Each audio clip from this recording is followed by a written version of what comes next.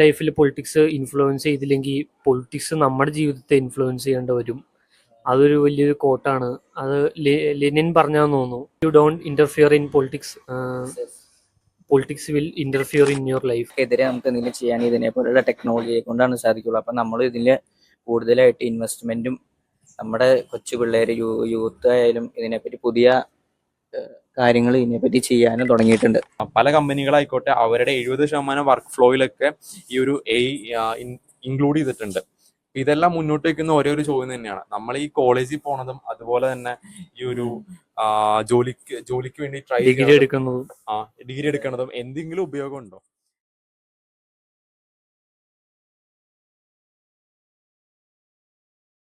അപ്പോൾ നമ്മുടെ മാനിഫെസ്റ്റോക്കിന്റെ ആദ്യത്തെ എപ്പിസോഡാണ്. ഈ ഒരു എപ്പിസോഡിൽ കൂടെ നമ്മൾ ഗ്ലോബലായിട്ട് നിലനിൽക്കുന്ന മേജർ 8 സെക്ടേഴ്സിലെ ചേഞ്ചസും ആ ചേഞ്ചസ് എങ്ങനെയാണ് ഈ ഒരു 2026 ഇൻഫ്ലുവൻസ് ചെയ്യാൻ പോകണമെന്നാണ് നമ്മൾ ഈ പോഡ്കാസ്റ്റിന്റെ ആദ്യത്തെ എപ്പിസോഡിൽ കൂടെ ചർച്ച ചെയ്യാൻ പോകുന്നത്.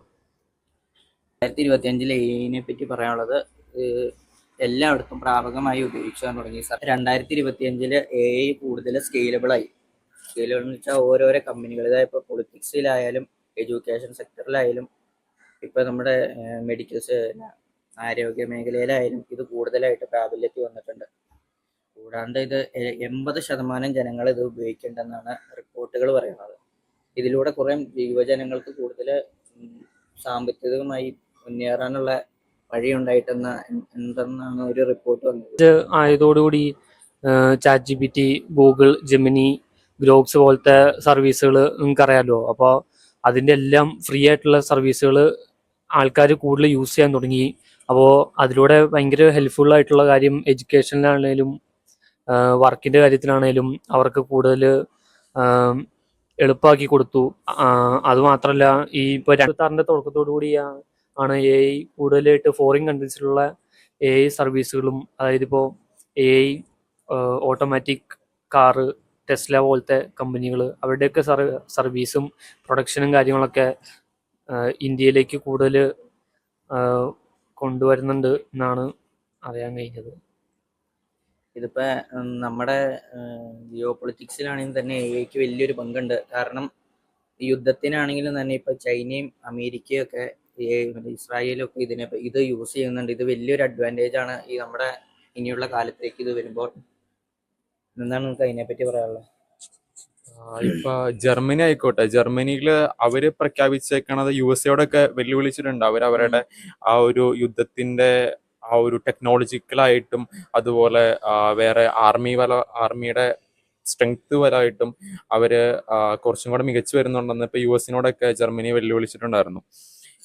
ഇപ്പൊ 2026 വരുമ്പോഴത്തേനും ജർമ്മനി, ചൈന പോലത്തെ രാജ്യങ്ങളൊക്കെ ടെക്നോളജി ഉപയോഗിച്ച് യുദ്ധങ്ങളൊക്കെ ചെയ്യാൻ തുടങ്ങിയിട്ടുണ്ട്. അതായത് അവർക്ക് ഈ പാറ്റകളുടെയൊക്കെ മുകളിലെ ചിപ്പുകളൊക്കെ വെച്ച് യുദ്ധങ്ങൾക്ക് അവർ തയ്യാറായി എന്ന് പല റിപ്പോർട്ടുകളിൽ ഇപ്പൊ സോഷ്യൽ മീഡിയയിൽ കൂടെ പടരുന്നുണ്ട്. അപ്പൊ ഇന്ത്യയും ഒരു കാലത്ത് ഇങ്ങനെ ടെക്നോളജി ഒക്കെ ഉപയോഗിച്ച് യുദ്ധങ്ങൾ ചെയ്യുമായിരിക്കാം. തീർച്ചയായിട്ടും അത് ഈ 2026 തുടക്കത്തോടു കൂടി അങ്ങനത്തെ ഒരു സിസ്റ്റം വരുമായിരിക്കും. കാരണം AI ഇത്രയും ഡെവലപ്പ് ആയല്ലോ, ഇനിയിപ്പോൾ ഫ്യൂച്ചർ തന്നെ AI ആണ്. അതുകൊണ്ട് അങ്ങനെ പ്രതീക്ഷിക്കാം. നമ്മുടെ സർക്കാരാണെങ്കിലും തന്നെ നമ്മുടെ മോദി സർക്കാരാണെങ്കിലും തന്നെ അതിനുവേണ്ടിയുള്ള പുതിയ പുതിയ സാങ്കേതിക വിദ്യയിലേക്ക് പോവുകയാണ്. കാരണം നമുക്കിവിടെ ജീവിക്കാൻ, ഇവിടെ എല്ലായിടത്തും ഇപ്പം അമേരിക്കയിലും നമ്മുടെ ശത്രുക്കളായി, ചൈനയിലും പാകിസ്ഥാനിലും ഏറ്റവും വലിയ ശത്രു നമ്മുടെ ചൈനയാണ്. അപ്പോൾ ഇവരെ നമുക്ക് എന്തെങ്കിലും ചെയ്യാൻ ഇതിനെ പോലുള്ള ടെക്നോളജിയെ കൊണ്ടാണ് സാധിക്കുള്ളൂ. അപ്പം നമ്മൾ ഇതിൽ കൂടുതലായിട്ട് ഇൻവെസ്റ്റ്മെന്റും നമ്മുടെ കൊച്ചു പിള്ളേർ യൂത്ത് ആയാലും ഇതിനെപ്പറ്റി പുതിയ കാര്യങ്ങൾ ഇതിനെപ്പറ്റി ചെയ്യാനും തുടങ്ങിയിട്ടുണ്ട്. പക്ഷെ ചൈനയാണ് ഏറ്റവും കൂടുതൽ AI അവരുടെ സർവീസുകളും പ്രൊഡക്റ്റുകളും പ്രൊഡ്യൂസ് ചെയ്യുന്നത്. ചൈനയുടെ കാര്യം തന്നെ എടുത്തു കഴിഞ്ഞാൽ അവരുടെ ഏറ്റവും വലിയൊരു AI ആയുധമാണ് DeepSeek. അത് ബാക്കിയുള്ള എല്ലാ AI സർവീസുകളെയും വെച്ച് നോക്കുമ്പോൾ ഇപ്പോൾ ഏറ്റവും കൂടുതൽ DeepSeek ആണ് പോപ്പുലാരിറ്റിയിൽ നിൽക്കുന്നത്. സ്കൂളുകളിൽ ഇപ്പൊ ഒരു കൊച്ചിന് എന്തെങ്കിലും ബുദ്ധിമുട്ടുണ്ടായി, ഇപ്പൊ റാഗിങ്ങോ അല്ലെങ്കിൽ എന്തെങ്കിലും പ്രശ്നങ്ങളുണ്ടായി, അപ്പൊ ആ ഒരു ഇപ്പൊ ടീച്ചർമാരോട് പറയണേക്കാളും എഫക്റ്റീവായിട്ട് ഈ ഒരു AI മോഡലിനോട് പറയാം. ആ AI മോഡല് വേറെ മറ്റേ ടീച്ചർമാരോടൊന്നും പറയത്തില്ല, അതിനൊരു സൊല്യൂഷൻ എന്തെങ്കിലും പറഞ്ഞു കൊടുക്കും. അങ്ങനെ കൗൺസിലിംഗ് പർപ്പസുകൾക്ക് വരെ ഈ ഒരു AI ഉപയോഗിച്ച് വരുന്നുണ്ട് ചൈനയിൽ. പിന്നെ ഈ ഒരു ബ്രിക്സ് കമ്മ്യൂണിറ്റിയെ കുറിച്ചുണ്ട്. ഇപ്പൊ ഈ ഇടയ്ക്ക് ഇപ്പൊ ശിവൻ പറഞ്ഞായിരുന്നു ഈ ഒരു ചൈന ഇന്ത്യയുടെ ഏറ്റവും ശത്രുവാന്ന്. പക്ഷെ ഈ ഇടയ്ക്ക് കുറച്ചാളുള്ള ഒരു ഫോർമാറ്റാണ് ഇപ്പൊ ചൈനയും അതുപോലെ ഇന്ത്യയും ബ്രിക്സ് കമ്മ്യൂണിറ്റി പോലത്തെ കമ്മ്യൂണിറ്റികൾ രൂപീകരിച്ച് അമേരിക്ക പോലത്തെ ക്യാപിറ്റലിസ്റ്റ് രാജ്യങ്ങൾക്കെതിരെ ഇപ്പം യുദ്ധങ്ങൾക്കൊക്കെ ഇറങ്ങി പുറപ്പെട്ടിട്ടുണ്ട്. ചൈനയിലാണ് ലോകത്തിലെ ഏറ്റവും കൂടുതൽ റെയർ എർത്തുകൾ കണ്ടുവരുന്നത്. അതായത് ലോകത്തിലെ 90% ഈ സിലിക്കൻ മിനറൽസ് കണ്ടുവരുന്നത് ചൈനയിലാണ്.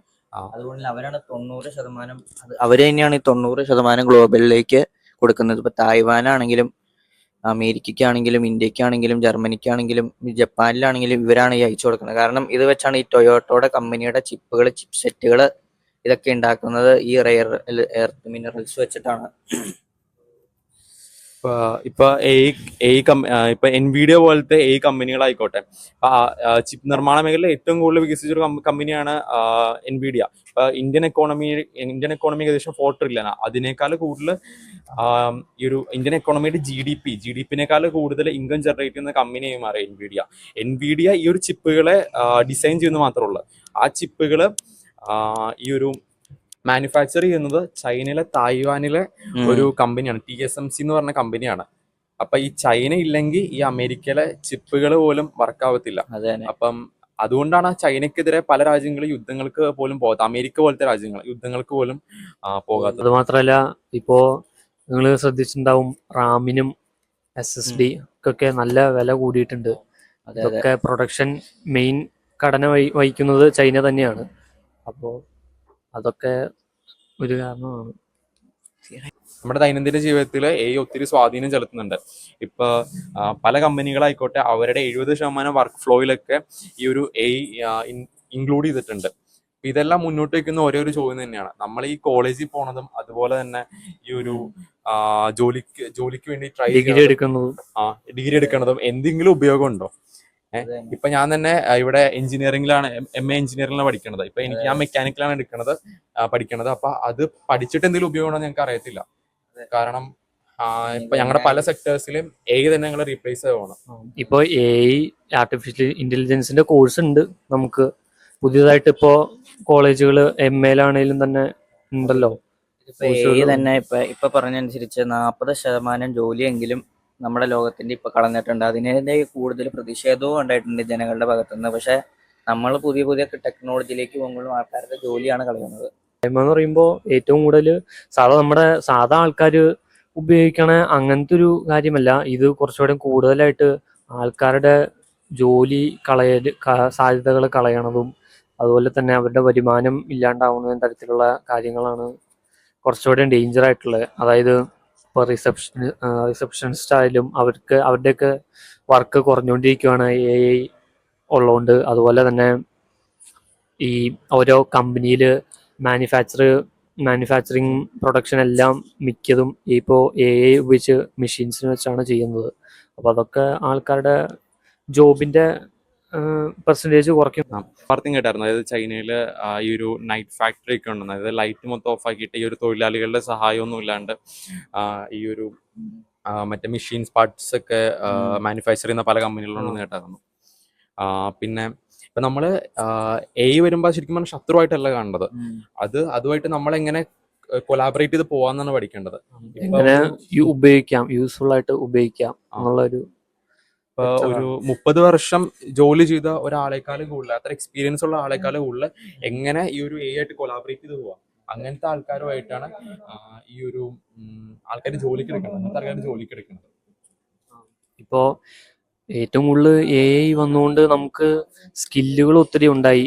AI ഉപയോഗിച്ച് വീഡിയോ എഡിറ്റിംഗ് ആണേലും ക്ലിപ്സ് ഉണ്ടാക്കുന്നതിനാണേലും AI വീഡിയോ ജനറേറ്റിംഗ് ആണേലും അതൊക്കെ ഭയങ്കര അഡ്വാൻറ്റേജ് ആണ്. എന്നാൽ അതിൻ്റെ കൂടെ ഡിസഡ്വാൻറ്റേജും ഉണ്ട്. ഒത്തിരി തരത്തിലുള്ള ഡീപ്പ് ഫേക്കും കാര്യങ്ങളൊക്കെ ഉണ്ടായിട്ടുണ്ട്. അതൊക്കെ ഒരു ഏറ്റവും കൂടുതൽ ഡിസഡ്വാൻറ്റേജും ഭയങ്കര റിസ്ക് ഉള്ള സംഭവമാണ് അത്. AI നല്ല രീതിക്ക് ഉപയോഗിക്കാൻ പറ്റുവാണെങ്കിൽ അത് മെയിൻറ്റെയിൻ ചെയ്ത് നല്ല രീതിക്ക് പോകാൻ പറ്റും. മോശം രീതിക്ക് പോയി. ഇപ്പൊ ഏതൊരു കാര്യം എടുത്താലും അതിന്റെ അഡ്വാൻറ്റേജും ഉണ്ടാവും ഡിസഡ്വാൻറ്റേജും ഉണ്ടാവും. നമ്മൾ അതിന്റെ അഡ്വാൻറ്റേജ് മാക്സിമം യൂട്ടിലൈസ് ചെയ്യുക. 25 ഗൂഗിള് അതുപോലെ പെർപ്ലെക്സിറ്റി പോലത്തെ പല ഈ കമ്പനികളും അവരുടെ ഈ ഒരു സർവീസുകൾ ഫ്രീ ആയിട്ട് കൊടുത്തു. ഇത് പണ്ട് ഈ ഒരു ജിയോ ഒക്കെ ഇല്ലേ, അവരുടെ സർവീസുകൾ ഫ്രീ ആയിട്ട് കൊടുത്തേക്കൂട്ട് അതേ ഒരു ബിസിനസ് രീതി തന്നെയാണ് ഈ ഒരു ഗൂഗിളും പെർപ്ലെക്സിറ്റിയും ഉപയോഗിച്ചിരുന്നത്. അതായത് കുറെ നാളത്തേക്ക് ഒരു സർവീസ് അവർക്ക് ഫ്രീ ആയിട്ട് കൊടുക്കും. കൊടുത്ത ശേഷം പിന്നെ അവരൊരു അഡിക്ഷൻ ഉണ്ടാക്കുക. അങ്ങനെ കുറെ നാൾ അവർക്ക് സർവീസ് ഫ്രീ ആയിട്ട് കിട്ടുമ്പോഴത്തേനും പിന്നെ അവർക്ക് ഉപയോഗിക്കാണ്ടിരിക്കാൻ വയ്യ. അപ്പൊ അവര് അതിന് പൈസ കൊടുത്തു തുടങ്ങും. യൂസ് ചെയ്ത് ഫെമിലിയർ ആകുമ്പോഴത്തേനും ആ പിന്നെ അവർക്ക് ഇത് ഇല്ലാണ്ടാവുമ്പോൾ ഒരു പൈസ കൊടുത്ത് സബ്സ്ക്രിപ്ഷൻ മേടിക്കും. അത് തന്നെ അത് തന്നെയാ. അങ്ങനെ അതേ രീതി തന്നെ. അതിന് എൻഡോമെന്റ് എഫക്ട് എന്നാ പറയണത്. ആണോ? ആ ഗൂഗിളിന്റെ നോട്ട്ബുക്കിൽ എന്ന് പറഞ്ഞ ഒരു ടെക്നോളജി ഉണ്ട്. അതായത് ഒരു ചാറ്റ് ബോട്ട് പോലത്തെ. എനിക്ക് പേഴ്സണലി കുറെ ഇഷ്ടപ്പെട്ട സംഭവമാണ്. ഞാനിപ്പോ പരീക്ഷയ്ക്ക് ഇപ്പൊ നിങ്ങൾക്ക് പെട്ടെന്ന് തലേദിവസം എന്തെങ്കിലും പഠിച്ചെത്തിക്കണം. അപ്പൊ നിങ്ങൾക്ക് ഫ്ലാഷ് കാർഡ് ഉണ്ടാക്കാനും അതുപോലെ ചെറിയ മാപ്പിംഗ് ചെയ്യാനൊക്കെ ആയിട്ട് ഒത്തിരി സഹായിക്കുന്ന ഒരു മോഡലാണ് നോട്ട്ബുക്കിലല്ല. അതിനകത്ത് നിങ്ങൾ ഈ ഒരു സിലബസ് എടുത്തു കൊടുത്തു കഴിഞ്ഞാൽ ആ സിലബസുമായിട്ട് ബന്ധപ്പെട്ട് എല്ലാ ടോപ്പിക്സും, അതായത് അവരുടെയിലുള്ള എല്ലാ ടോപ്പിക്സും അവര് നമുക്ക് വീഡിയോ ആയിട്ടും അതുപോലെ ഓഡിയോ ഫോർമാറ്റിലൊക്കെ നമുക്ക് ഇട്ട് നൽകുന്നുണ്ട്. അതുപോലെ തന്നെയാണ് ഈ 11 ലാബ്സിലെ.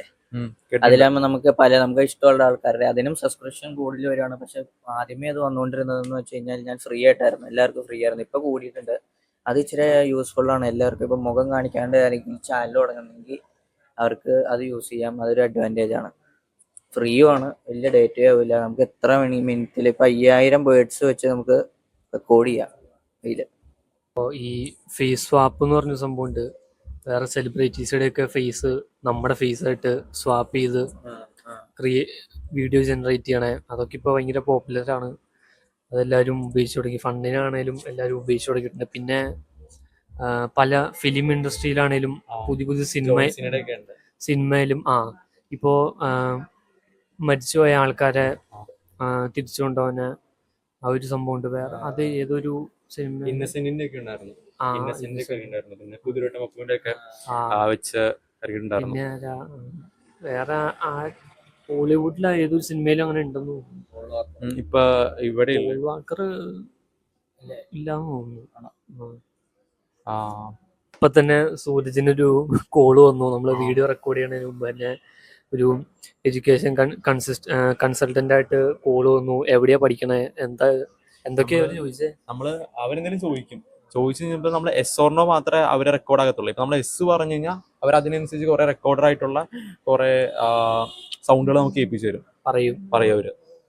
അങ്ങനെയാണെന്ന്. ഇങ്ങനത്തെ കുറെ സ്കാമുകളുണ്ട്. നമുക്ക് കേൾക്കുമ്പോൾ ഒരു റിയൽ പേഴ്സൺ ആയിട്ടാ തോന്നുള്ളൂ. എന്നാൽ പക്ഷെ അത് AI ആണ്. അങ്ങനെ ഒത്തിരി സ്കാമുകൾ നടക്കുന്നുണ്ട്. എഡ്യൂക്കേഷൻ സെക്ടറിലാണേലും ബാക്കി എല്ലാ കാര്യത്തിലാണേലും. പക്ഷെ ശരിക്കും പറഞ്ഞാൽ ഈ പ്രായമായ ആൾക്കാരുടെ അടുത്താണ് ഇങ്ങനെ സ്കാമുകൾ ശരിക്കും പറഞ്ഞാൽ കൂടുതൽ ആസക്തിയോടെ ഏൽക്കുന്നത്. അതായത് ഈ പ്രായ ആൾക്കാരിൽ അവരുടെ പേരക്കുട്ടികളൊക്കെ അപകടത്തിൽപ്പെട്ടു, അതുപോലെ തന്നെ അവരെന്തെങ്കിലും അപകടത്തിലാണ് എന്നൊക്കെ പറഞ്ഞ് ഇമ്മീഡിയറ്റ് ആയിട്ട് പൈസ വേണം അവർ അയച്ചു കൊടുക്കും. ഇപ്പൊ ബംഗളൂരിൽ അങ്ങനത്തെ ഒരു കേസ് ഉണ്ടായിരുന്നു. കുറെ ഉണ്ട്. ദിവസങ്ങളായിട്ട് നല്ല നല്ല പൈസകൾ ഇതിൽ നിന്ന് ഉണ്ടാക്കുന്നുണ്ട് സ്കാം ചെയ്ത്. അത്രയ്ക്കും ഉപയോഗമുണ്ട് ഈ AI വെച്ച്. അത് വെച്ചാണ് ഈ പ്രായമായവര് സൂരജ് പറഞ്ഞ പോലെ ശരിയാണെന്ന് വെച്ചാൽ എന്ന് വെച്ച് കഴിഞ്ഞാൽ ഇവർക്ക് പെട്ടെന്ന് മനസ്സിലാവില്ല. ഇത് പുതിയ ടെക്നോളജിയാലോ അവരതൊന്നും നോക്കൂല. ഇത് നമ്മുടെ മുഖം പോലെ ഉണ്ടല്ലോ, ഇത് റേഞ്ച് ഇല്ലാത്തായിരിക്കും എന്ന് വിചാരിച്ച് ഇവർ പൈസ അയച്ചു കൊടുക്കും. പക്ഷെ ഇതിലൂടെ കുറെ ഇന്ത്യയിൽ തന്നെ ഒരു ഇഷ്ടം പോലെ തന്നെ ആൾക്കാരെ സ്കാം ചെയ്ത് വെച്ചേക്കുന്ന ഒരു ഇതാണ് ഈ AI സ്കാമിലൂടെ നടക്കുന്നത്. ഇപ്പൊ പുതിയ നിയമം വന്നിട്ടുണ്ട്. അതായത് ഈ ഒരു ഇങ്ങനത്തെ സ്കാമുകളൊക്കെ ചെയ്യണവർക്ക് 5 കോടി രൂപ വരെ പിഴ ചുമത്താനായിട്ടുള്ള ഫൈൻ ചുമത്താനായിട്ടുള്ള കുറെ ഇപ്പൊ നിയമങ്ങൾ നിലവിലുണ്ട്. ഇല്ല, ഇന്ത്യൻ സർക്കാർ, ഗവൺമെന്റ് സർക്കാർ. ബാങ്കിങ് സെക്ടറിലായിക്കോട്ടെ ഈ ഒരു സ്കാമുകൾ കണ്ടുപിടിക്കാനും അതുപോലെ തന്നെ ഡേറ്റാസ് എല്ലാം ലിസ്റ്റ് ചെയ്യാനൊക്കെ ആയിട്ട് ഇവര് AI ഉപയോഗിച്ച് വരുന്നുണ്ട്. നമ്മുടെ അടുത്തുള്ള കോതങ്കത്തുള്ള പല ബാങ്കുകളിലും അത് ഉപയോഗിച്ച് വരുന്നുണ്ട്. അതായത് ലോകത്തിൽ ഇപ്പൊ ഏറ്റവും കൂടുതൽ ആളുകൾ ഉപയോഗിക്കുന്ന AI മോഡലൊന്നാണ് ഗ്രോക്ക്. ഗ്രോക്കിന് ഇപ്പൊ പല രാജ്യങ്ങളിലും ഗ്രോക്കിന്റെ മാതൃ കമ്പനിയായ XAIയുടെ പെരുമാറ്റ ചട്ടരീതി കൊണ്ട് ഇപ്പൊ പല കൺട്രികളിലും ഈ ഒരു ഗ്രോക്കിനെ ബാൻ ചെയ്ത് വെക്കുകയാണ്. അതായത് അവരുടെ ചാറ്റ് ബോട്ടുകൾ വഴി ഈ ഒരു ഒബ്സിൻ കോണ്ടന്റ് ഒക്കെ പ്രൊഡ്യൂസ് ചെയ്യാൻ പറ്റുന്നുണ്ട്. അതിന് കാരണം കാണിക്കൽ നോട്ടീസൊക്കെ ഇപ്പൊ ഇന്ത്യ കൊടുത്തിട്ടുണ്ടായിരുന്നു. 72 മണിക്കൂറിനെതിരെ 72 മണിക്കൂർക്കുള്ളിൽ ഇതിന് കാരണം പറയണം എന്നൊക്കെ പറഞ്ഞു. അപ്പൊ അതിന് മറുപടിയായിട്ട് ഇന്ത്യയിലുള്ള ഏകദേശം ഇങ്ങനത്തെ ഒബ്സിൻ കണ്ടന്റ് പ്രൊഡ്യൂസ് ചെയ്യുന്ന 3000-ഓളം അക്കൗണ്ടുകൾ അവർ ഡിലീറ്റ് ചെയ്യുകയും അതുപോലെ തന്നെ കുറെ ഒബ്സിൻ കോണ്ടന്റുകൾ അവർ ഡിലീറ്റ് ചെയ്ത് കളഞ്ഞു. പക്ഷെ അവർ ഈ ഒരു ഒബ്സിൻ കണ്ടന്റ് ജനറേറ്റ് ചെയ്യാനായിട്ടുള്ള ഫ്യൂച്ചേഴ്സ് ഇപ്പോഴും ഈ ഒരു പ്രീമിയം ആൾക്കാർക്ക് അവൈലബിൾ ആണ്. അപ്പൊ അതിനെതിരെ പ്രതിഷേധം അറിയിച്ചുകൊണ്ട് ഈ ഒരു ബ്രിട്ടനും അതുപോലെ ഇന്ത്യയൊക്കെ നിലവിൽ വന്നിട്ടുണ്ടായിരുന്നു. പിന്നെ സിംഗപ്പൂരിലും ഇന്തോനേഷ്യയിലൊക്കെ അതെ ഈ ഗ്രോക്കി അവൈലബിൾ അല്ല നിങ്ങൾക്ക്. അതായത് ടെക്നോളജിയുടെ വികസനം നമ്മുടെ ഇൻഡസ്ട്രീസിൽ മാത്രമല്ല വന്നിട്ടുള്ളത്, നമ്മുടെ ഈ ഗ്ലോബൽ റിലേഷൻസിലും അതുപോലെ തന്നെ പല ഗവൺമെന്റുകളിലും ഇൻഫ്ലുവൻസ് ആക്കിയിട്ടുണ്ട്. ഇപ്പൊ ചില രാജ്യങ്ങളിൽ ഇപ്പൊ ഈ ഇടയ്ക്ക് കേൾക്കാൻ വന്ന ന്യൂസാണ്, കേട്ടുവന്ന ന്യൂസാണ്. ഒരു രാജ്യത്ത് മറ്റേ ഈ മന്ത്രി നിലവിൽ വന്നിട്ടുണ്ട്. ഇത് വേറെ കൊറപ്ഷൻ ഒന്നും ഉണ്ടാവത്തില്ല, അഴിമതി ഒന്നും ഉണ്ടാവത്തില്ല, ഒന്നും ഉണ്ടാവാത്ത രീതിയിൽ. അപ്പൊ ഇപ്പൊ നമ്മുടെ തദ്ദേശ ഭരണ തെരഞ്ഞെടുപ്പ് കഴിഞ്ഞ് നിയമസഭാ തെരഞ്ഞെടുപ്പിലുള്ള ഒരുക്കങ്ങൾ തുടങ്ങിക്കൊണ്ടിരിക്കുന്ന സമയമാണ്. അപ്പൊ ഈ മാറ്റങ്ങളെല്ലാം ആ നിയമസഭാ തെരഞ്ഞെടുപ്പിനെ വേണമെങ്കിൽ ഇൻഫ്ലുവൻസ് ചെയ്തേക്കാം. ശരിയാണ്. അത് പറയാനുള്ളതെന്ന് വെച്ച് കഴിഞ്ഞാൽ ഈ തദ്ദേശ തെരഞ്ഞെടുപ്പിന്റെ സമയത്ത് ഒരു ഇത് വന്നായിരുന്നു വെച്ചാൽ ഒരു പാർട്ടി AI വെച്ചുകൊണ്ട് പുതിയ സെറ്റപ്പ് ചെയ്തു, അതിനെ എതിർത്തു. അത് നടക്കൂലെന്ന് പറഞ്ഞു. അത് പറയാനുള്ള തിരുവനന്തപുരത്ത് ഒരു സ്ഥലത്താണ്. എന്ന് വെച്ച് കഴിഞ്ഞാൽ പുതിയ റോഡൊക്കെ ഇങ്ങനെ ഉണ്ടായി, പിന്നെ അവര് നടന്നു വരുമ്പോൾ അതിനെപ്പറ്റി കുറെ പ്രതിഷേധമൊക്കെ ഉണ്ടായി നാട്ടുകാരുടെ ഭാഗത്തുനിന്ന്. നാട്ടുകാരല്ല അവിടെ എന്ന് വെച്ചാൽ അങ്ങനെ നടക്കില്ല, അങ്ങനെ ഉണ്ടാവൂല എന്ന് വരെ പറഞ്ഞു. അതുകൂടാണ്ട് മുനിസിപ്പാലിറ്റി ഇലക്ഷനിൽ 33 സംഭവിച്ചിടത്തുനിന്ന് 22 UDF-നാണ് ലഭിച്ചത്. അതിലൂടെ മനസ്സിലാക്കാൻ പറ്റുന്നത് ഇനി വരുന്ന മെമ്പർ ഓഫ് അസംബ്ലി നിയമസഭാ തെരഞ്ഞെടുപ്പില് മുൻതൂക്കം UDF-ന് തന്നെയാണെന്നാണ് പറയുന്നത്. ഇപ്പൊ നമുക്ക് സർവേകൾ പ്രകാരം പ്രതിപക്ഷ നേതാവ്, ഇപ്പൊ നമ്മുടെ ലീഡർ ഓഫ് ഒപ്പോസിഷനായ പ്രതിപക്ഷ നേതാവ് മുഖ്യമന്ത്രി ആവുമെന്നാണ് പറയുന്നത്. അതുകൂടാണ്ട് തന്നെ NDTV-യുടെ സർവേ അനുസരിച്ച് 22% ഇവിടെ കേരളത്തിൽ മുഖ്യമന്ത്രിയാവാൻ ചാൻസ് ഉള്ളത് VD സതീശനാണെന്നാണ്. പിന്നെ അത് കഴിഞ്ഞ് മുഖ്യമന്ത്രി പിണറായി വിജയൻ ആവുമെന്നാണ് പറയുന്നത്. ചാൻസസ് ആണ്, നമുക്കൊന്നും പറയാൻ പറ്റില്ല. പിന്നെ ഒരു സർവേ പോലെ നടത്തിയെന്ന് പറഞ്ഞില്ലായിരുന്നു? സർവേ ഇപ്പൊ ഓരോ ആൾക്കാരുടെ ഫോണിലേക്ക് വിളിച്ച് അവിടെ ഏത് പാർട്ടിയാണ്, നിങ്ങൾക്ക് ആരൊക്കെയാണ് വോട്ട് ചെയ്യുന്നത് എന്നുള്ളൊരു സർവേ നടക്കുന്നുണ്ട്. നിങ്ങൾക്ക് നിങ്ങളുടെ രീതിയിലായിട്ട് പറയാം. 25 തദ്ദേശ ഭരണ തെരഞ്ഞെടുപ്പിൽ ഏറ്റവും കൂടുതൽ ശ്രദ്ധേയത് BJP ആണ്. കാരണം കേരളത്തിന്റെ തലസ്ഥാനം തന്നെ അവര് വിജയിച്ചു. 45 വർഷമായിട്ട് LDF ഭരിച്ചുകൊണ്ടിരുന്ന തിരുവനന്തപുരം കോർപ്പറേഷൻ. അവർക്ക് അപ്പൊ ഈ ഒരു തലസ്ഥാനം അവർക്ക് വിജയിക്കാൻ പറ്റുമെങ്കിൽ ചിലപ്പോൾ വരും വർഷങ്ങളിൽ കേരളത്തിൽ അവർക്ക് കൂടുതൽ അക്കൗണ്ടിൽ തുറക്കാൻ സാധിക്കും. 26 ഗ്രാമപഞ്ചായത്തുകളാണ് ഈ കഴിഞ്ഞ തദ്ദേശ ഭരണത്തിൽ BJPക്ക് നേടാൻ സാധിച്ചത്. അത് കഴിഞ്ഞ തദ്ദേശ ഭരണ തെരഞ്ഞെടുപ്പിൽ ഈ ഒരു LDF-ന് വോട്ടുകൾ കുറയാൻ കാരണം ശരിക്കും പറഞ്ഞാൽ വിലക്കയറ്റമൊക്കെ ഒരു കാരണമായിട്ട് വന്നിട്ടുണ്ട്. അതായത് ഇപ്പൊ ചില്ലറ വിൽപ്പന വിലക്കയറ്റം, അതായത് കേരളത്തിലാണ് ഏറ്റവും കൂടുതൽ രേഖപ്പെടുത്തിയിരിക്കുന്നത്. അതുപോലെ തന്നെ നമ്മുടെ ഈ ഒരു മാവേലി സ്റ്റോറുകൾ പോലത്തെ സ്ഥലങ്ങളിലൊക്കെ നമ്മുടെ അരി, വെളിച്ചെണ്ണ എന്നീ സാധനങ്ങൾക്കൊക്കെ അമിതമായ വിലക്കയറ്റം ഉണ്ടായിരുന്നു. ഇതൊക്കെ ഈ ഒരു LDF-ന് വോട്ട് കുറയാനായിട്ട് കാരണമായിട്ട് വന്നിട്ടുണ്ട്. ശബരിമല സ്വർണ്ണക്കൊള്ള കേസ് ഇവിടെ കാരണമായിട്ടുണ്ട്. അത് ജനങ്ങൾക്ക് അത് എന്ന് വെച്ചാൽ എല്ലാ മതക്കാർക്കും അതൊരു പ്രശ്നമായിട്ട് തോന്നി. ഇവര് എല്ലാവരുടെ മതത്തിന്റെ സ്വാതന്ത്ര്യം ഇല്ലാണ്ട് അവരുടെ സാധനങ്ങളൊക്കെ എടുക്കുവാണല്ലോ, അത് ഇവർക്കൊരു കമ്മ്യൂണിസ്റ്റുകാർക്ക് വലിയൊരു കാരണമായി മാറി. ഗവൺമെന്റ് ആണ് ഇവിടെയുള്ള എന്നുള്ളത് ഒരു ബോധ്യം ജനങ്ങൾക്ക് തോന്നി തുടങ്ങി. ആ LDF ഗവൺമെന്റിനുള്ള വിശ്വാസം ആൾക്കാർക്ക് കുറഞ്ഞു തുടങ്ങി. അത് മാത്രമല്ല ഒത്തിരി പേര് കുറച്ചുകൂടെ മാറ്റങ്ങൾ ആഗ്രഹിക്കുന്നുണ്ട്. ഇനി എന്തായാലും UDF-ന് ഒരു ചാൻസ് കിട്ടി കഴിഞ്ഞു കഴിഞ്ഞാൽ അവരുടെ മാക്സിമം പൊട്ടൻഷ്യൽ എടുക്കും. തദ്ദേശ തെരഞ്ഞെടുപ്പിന്റെ പോളിംഗ് അനുസരിച്ച് കഴിഞ്ഞ 2020-ത്തെ തെരഞ്ഞെടുപ്പില് 76 പക്ഷെ ഇതിപ്പോ കുറഞ്ഞിട്ടുണ്ട്, 73 അതും ഉണ്ട്. എന്നാലും വോട്ട് അത്യാവശ്യം തന്നെ കയറി പോയിട്ടുണ്ട്. ഇനിയും അതിന്റെ കാരണം എന്താന്ന് വെച്ചാൽ യൂത്ത്സ് ഒന്നും വിചാരിക്കുന്നത് ഇതിൽ വലിയ കാര്യമൊന്നുമില്ല എന്നാണ്. അപകർഷതാബോധം. അത് തന്നെ. ഇതിലൊന്നും ഉൾപ്പെട്ടിട്ടില്ലെങ്കിൽ പൊളിറ്റിക്സിലൊന്നും നോക്കേണ്ട ആവശ്യമില്ല, ഇത് വേറെ ആൾക്കുള്ളതാണെന്ന രീതിയിലാണ് അവരുടെ വ്യാമോഹം. അതെ, ഇപ്പൊ എന്റെ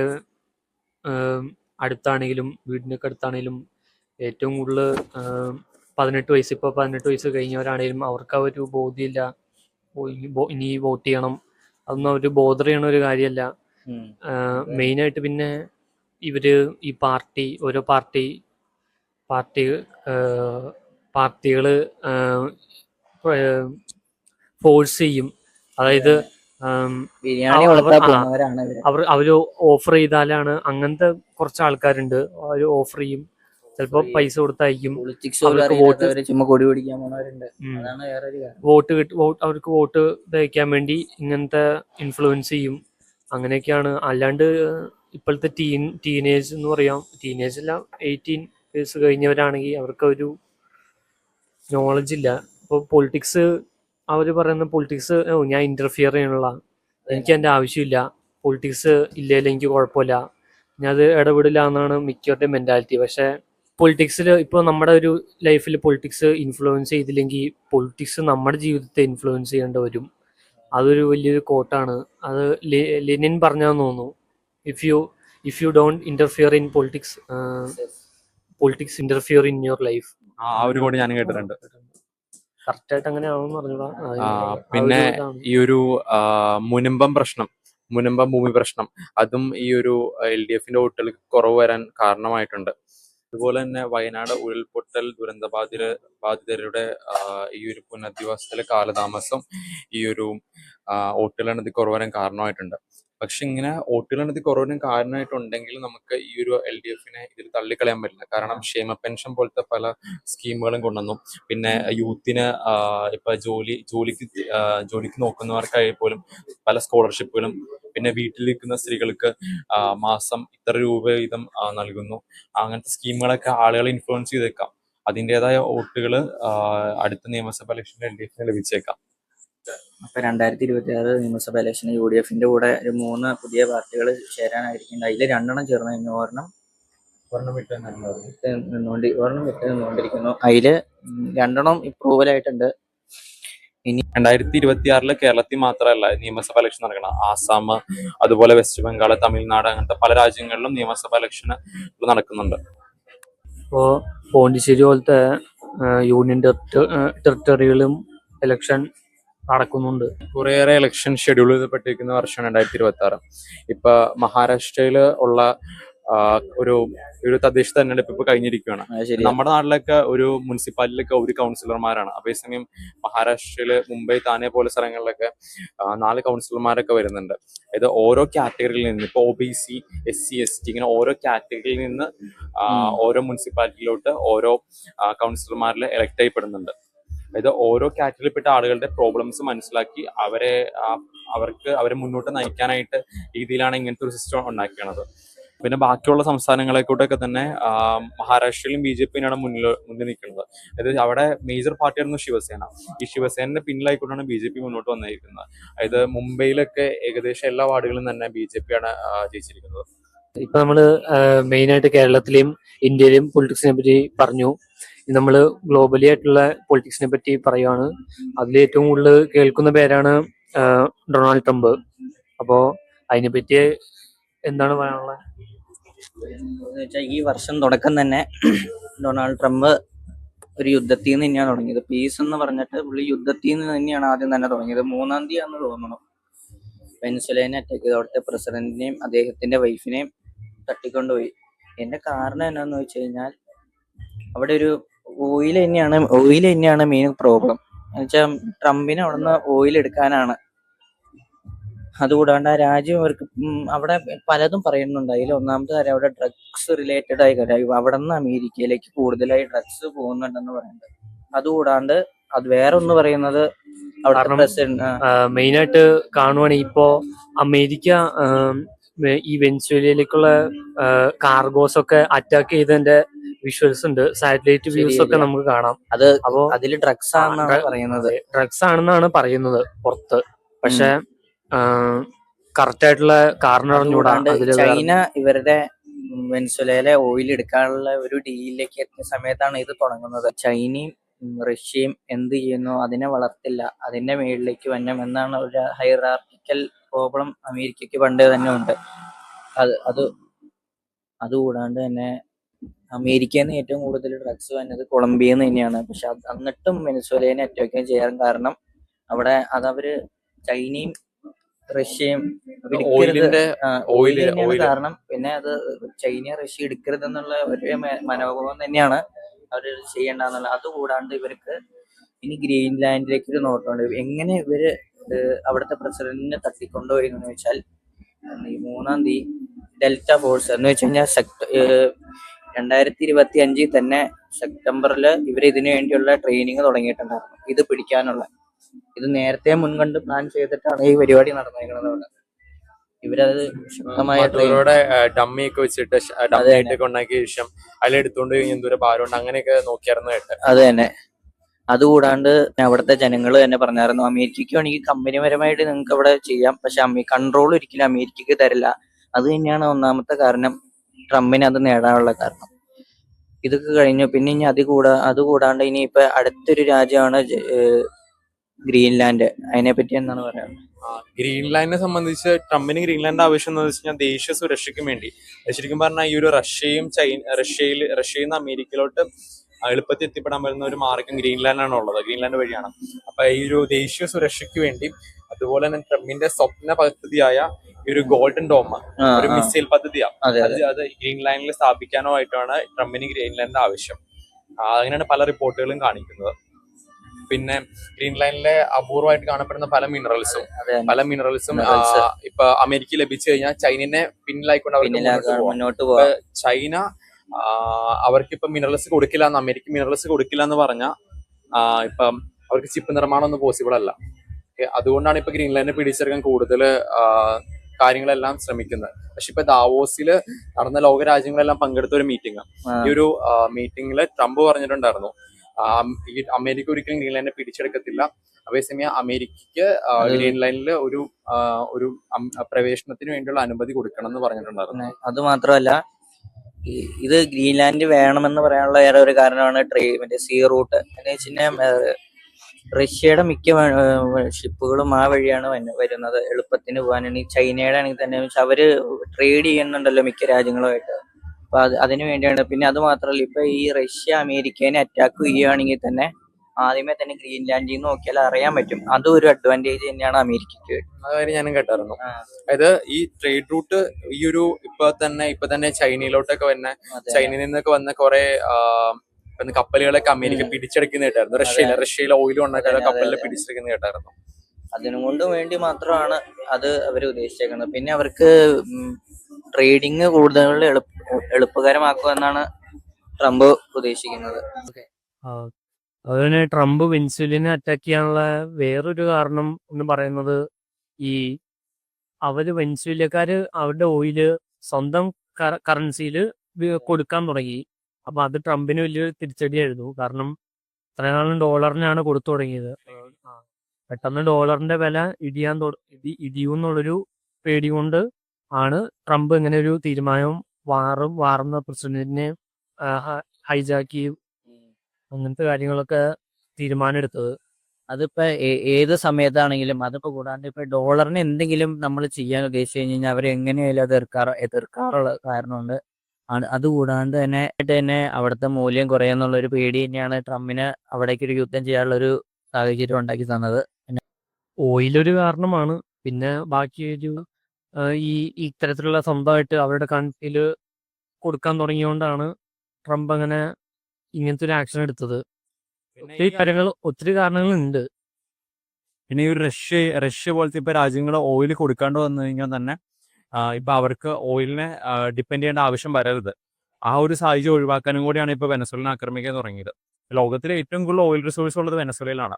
സൗദിനേക്കാൾ ഉള്ള വെനസ്വേല ഉണ്ട്. പക്ഷെ അവിടുത്തെ ഈ ഒരു എൻവയോൺമെന്റലിസ്റ്റുകൾ ആൾക്കാർ കാരണമാണ് അവിടുത്തെ ഓയിൽ കുഴിച്ചെടുക്കാനായിട്ട് ആളുകൾ സമ്മതിക്കാത്തതും.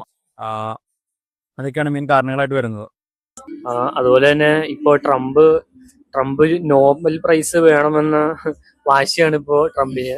കാരണം ഏതൊക്കെ യുദ്ധം ഉണ്ടായാലും ട്രംപ് ഇടപെട്ട് അത് നിർത്തും, ആ യുദ്ധത്തിനെ നിർത്തും എന്നാണ് ട്രംപ് അവകാശപ്പെടുന്നത്. അതിപ്പോ ഇൻഡോ പാക് വാറുണ്ടായപ്പോ അത് നിർത്താൻ ട്രംപാണ് മെയിൻ എന്നാണ് ട്രംപിന്റെ അവകാശം. നിർത്തിയതിന്റെ കാര്യം ട്രംപാണെന്നാണ് ട്രംപ് ഇങ്ങനെ പറഞ്ഞുകൊണ്ട് നടക്കുന്നത്. അതുപോലെ തന്നെയാണ് ഇസ്രായേലും ഇറാനും തമ്മിലുള്ള വാറും. അതും ട്രംപ് പറഞ്ഞാണ് സമാധാനത്തിലൂടെ നിർത്തിയത്. അങ്ങനെയാണ് എന്നാണ് ട്രംപും അവകാശപ്പെടുന്നത്. അതുപോലെ തന്നെയാണ് വെനിസ്വേലയിലെ ഒപ്പോസിഷൻ ലീഡർ ട്രംപിന് അദ്ദേഹത്തിന്റെ നോബൽ പ്രൈസ് കൊടുക്കുന്നതായിട്ട് നമുക്ക് സോഷ്യൽ മീഡിയയിലൊക്കെ കാണാൻ സാധിക്കുന്നത്. അതുപോലെ തന്നെ 2025 നമുക്ക് ഈ ഒരു പൊളിറ്റിക്കൽ മേഖലയിൽ കാണാൻ സാധിച്ചെന്ന് പറഞ്ഞ ഏജൻസി പൊളിറ്റിക്സ് ആണ്.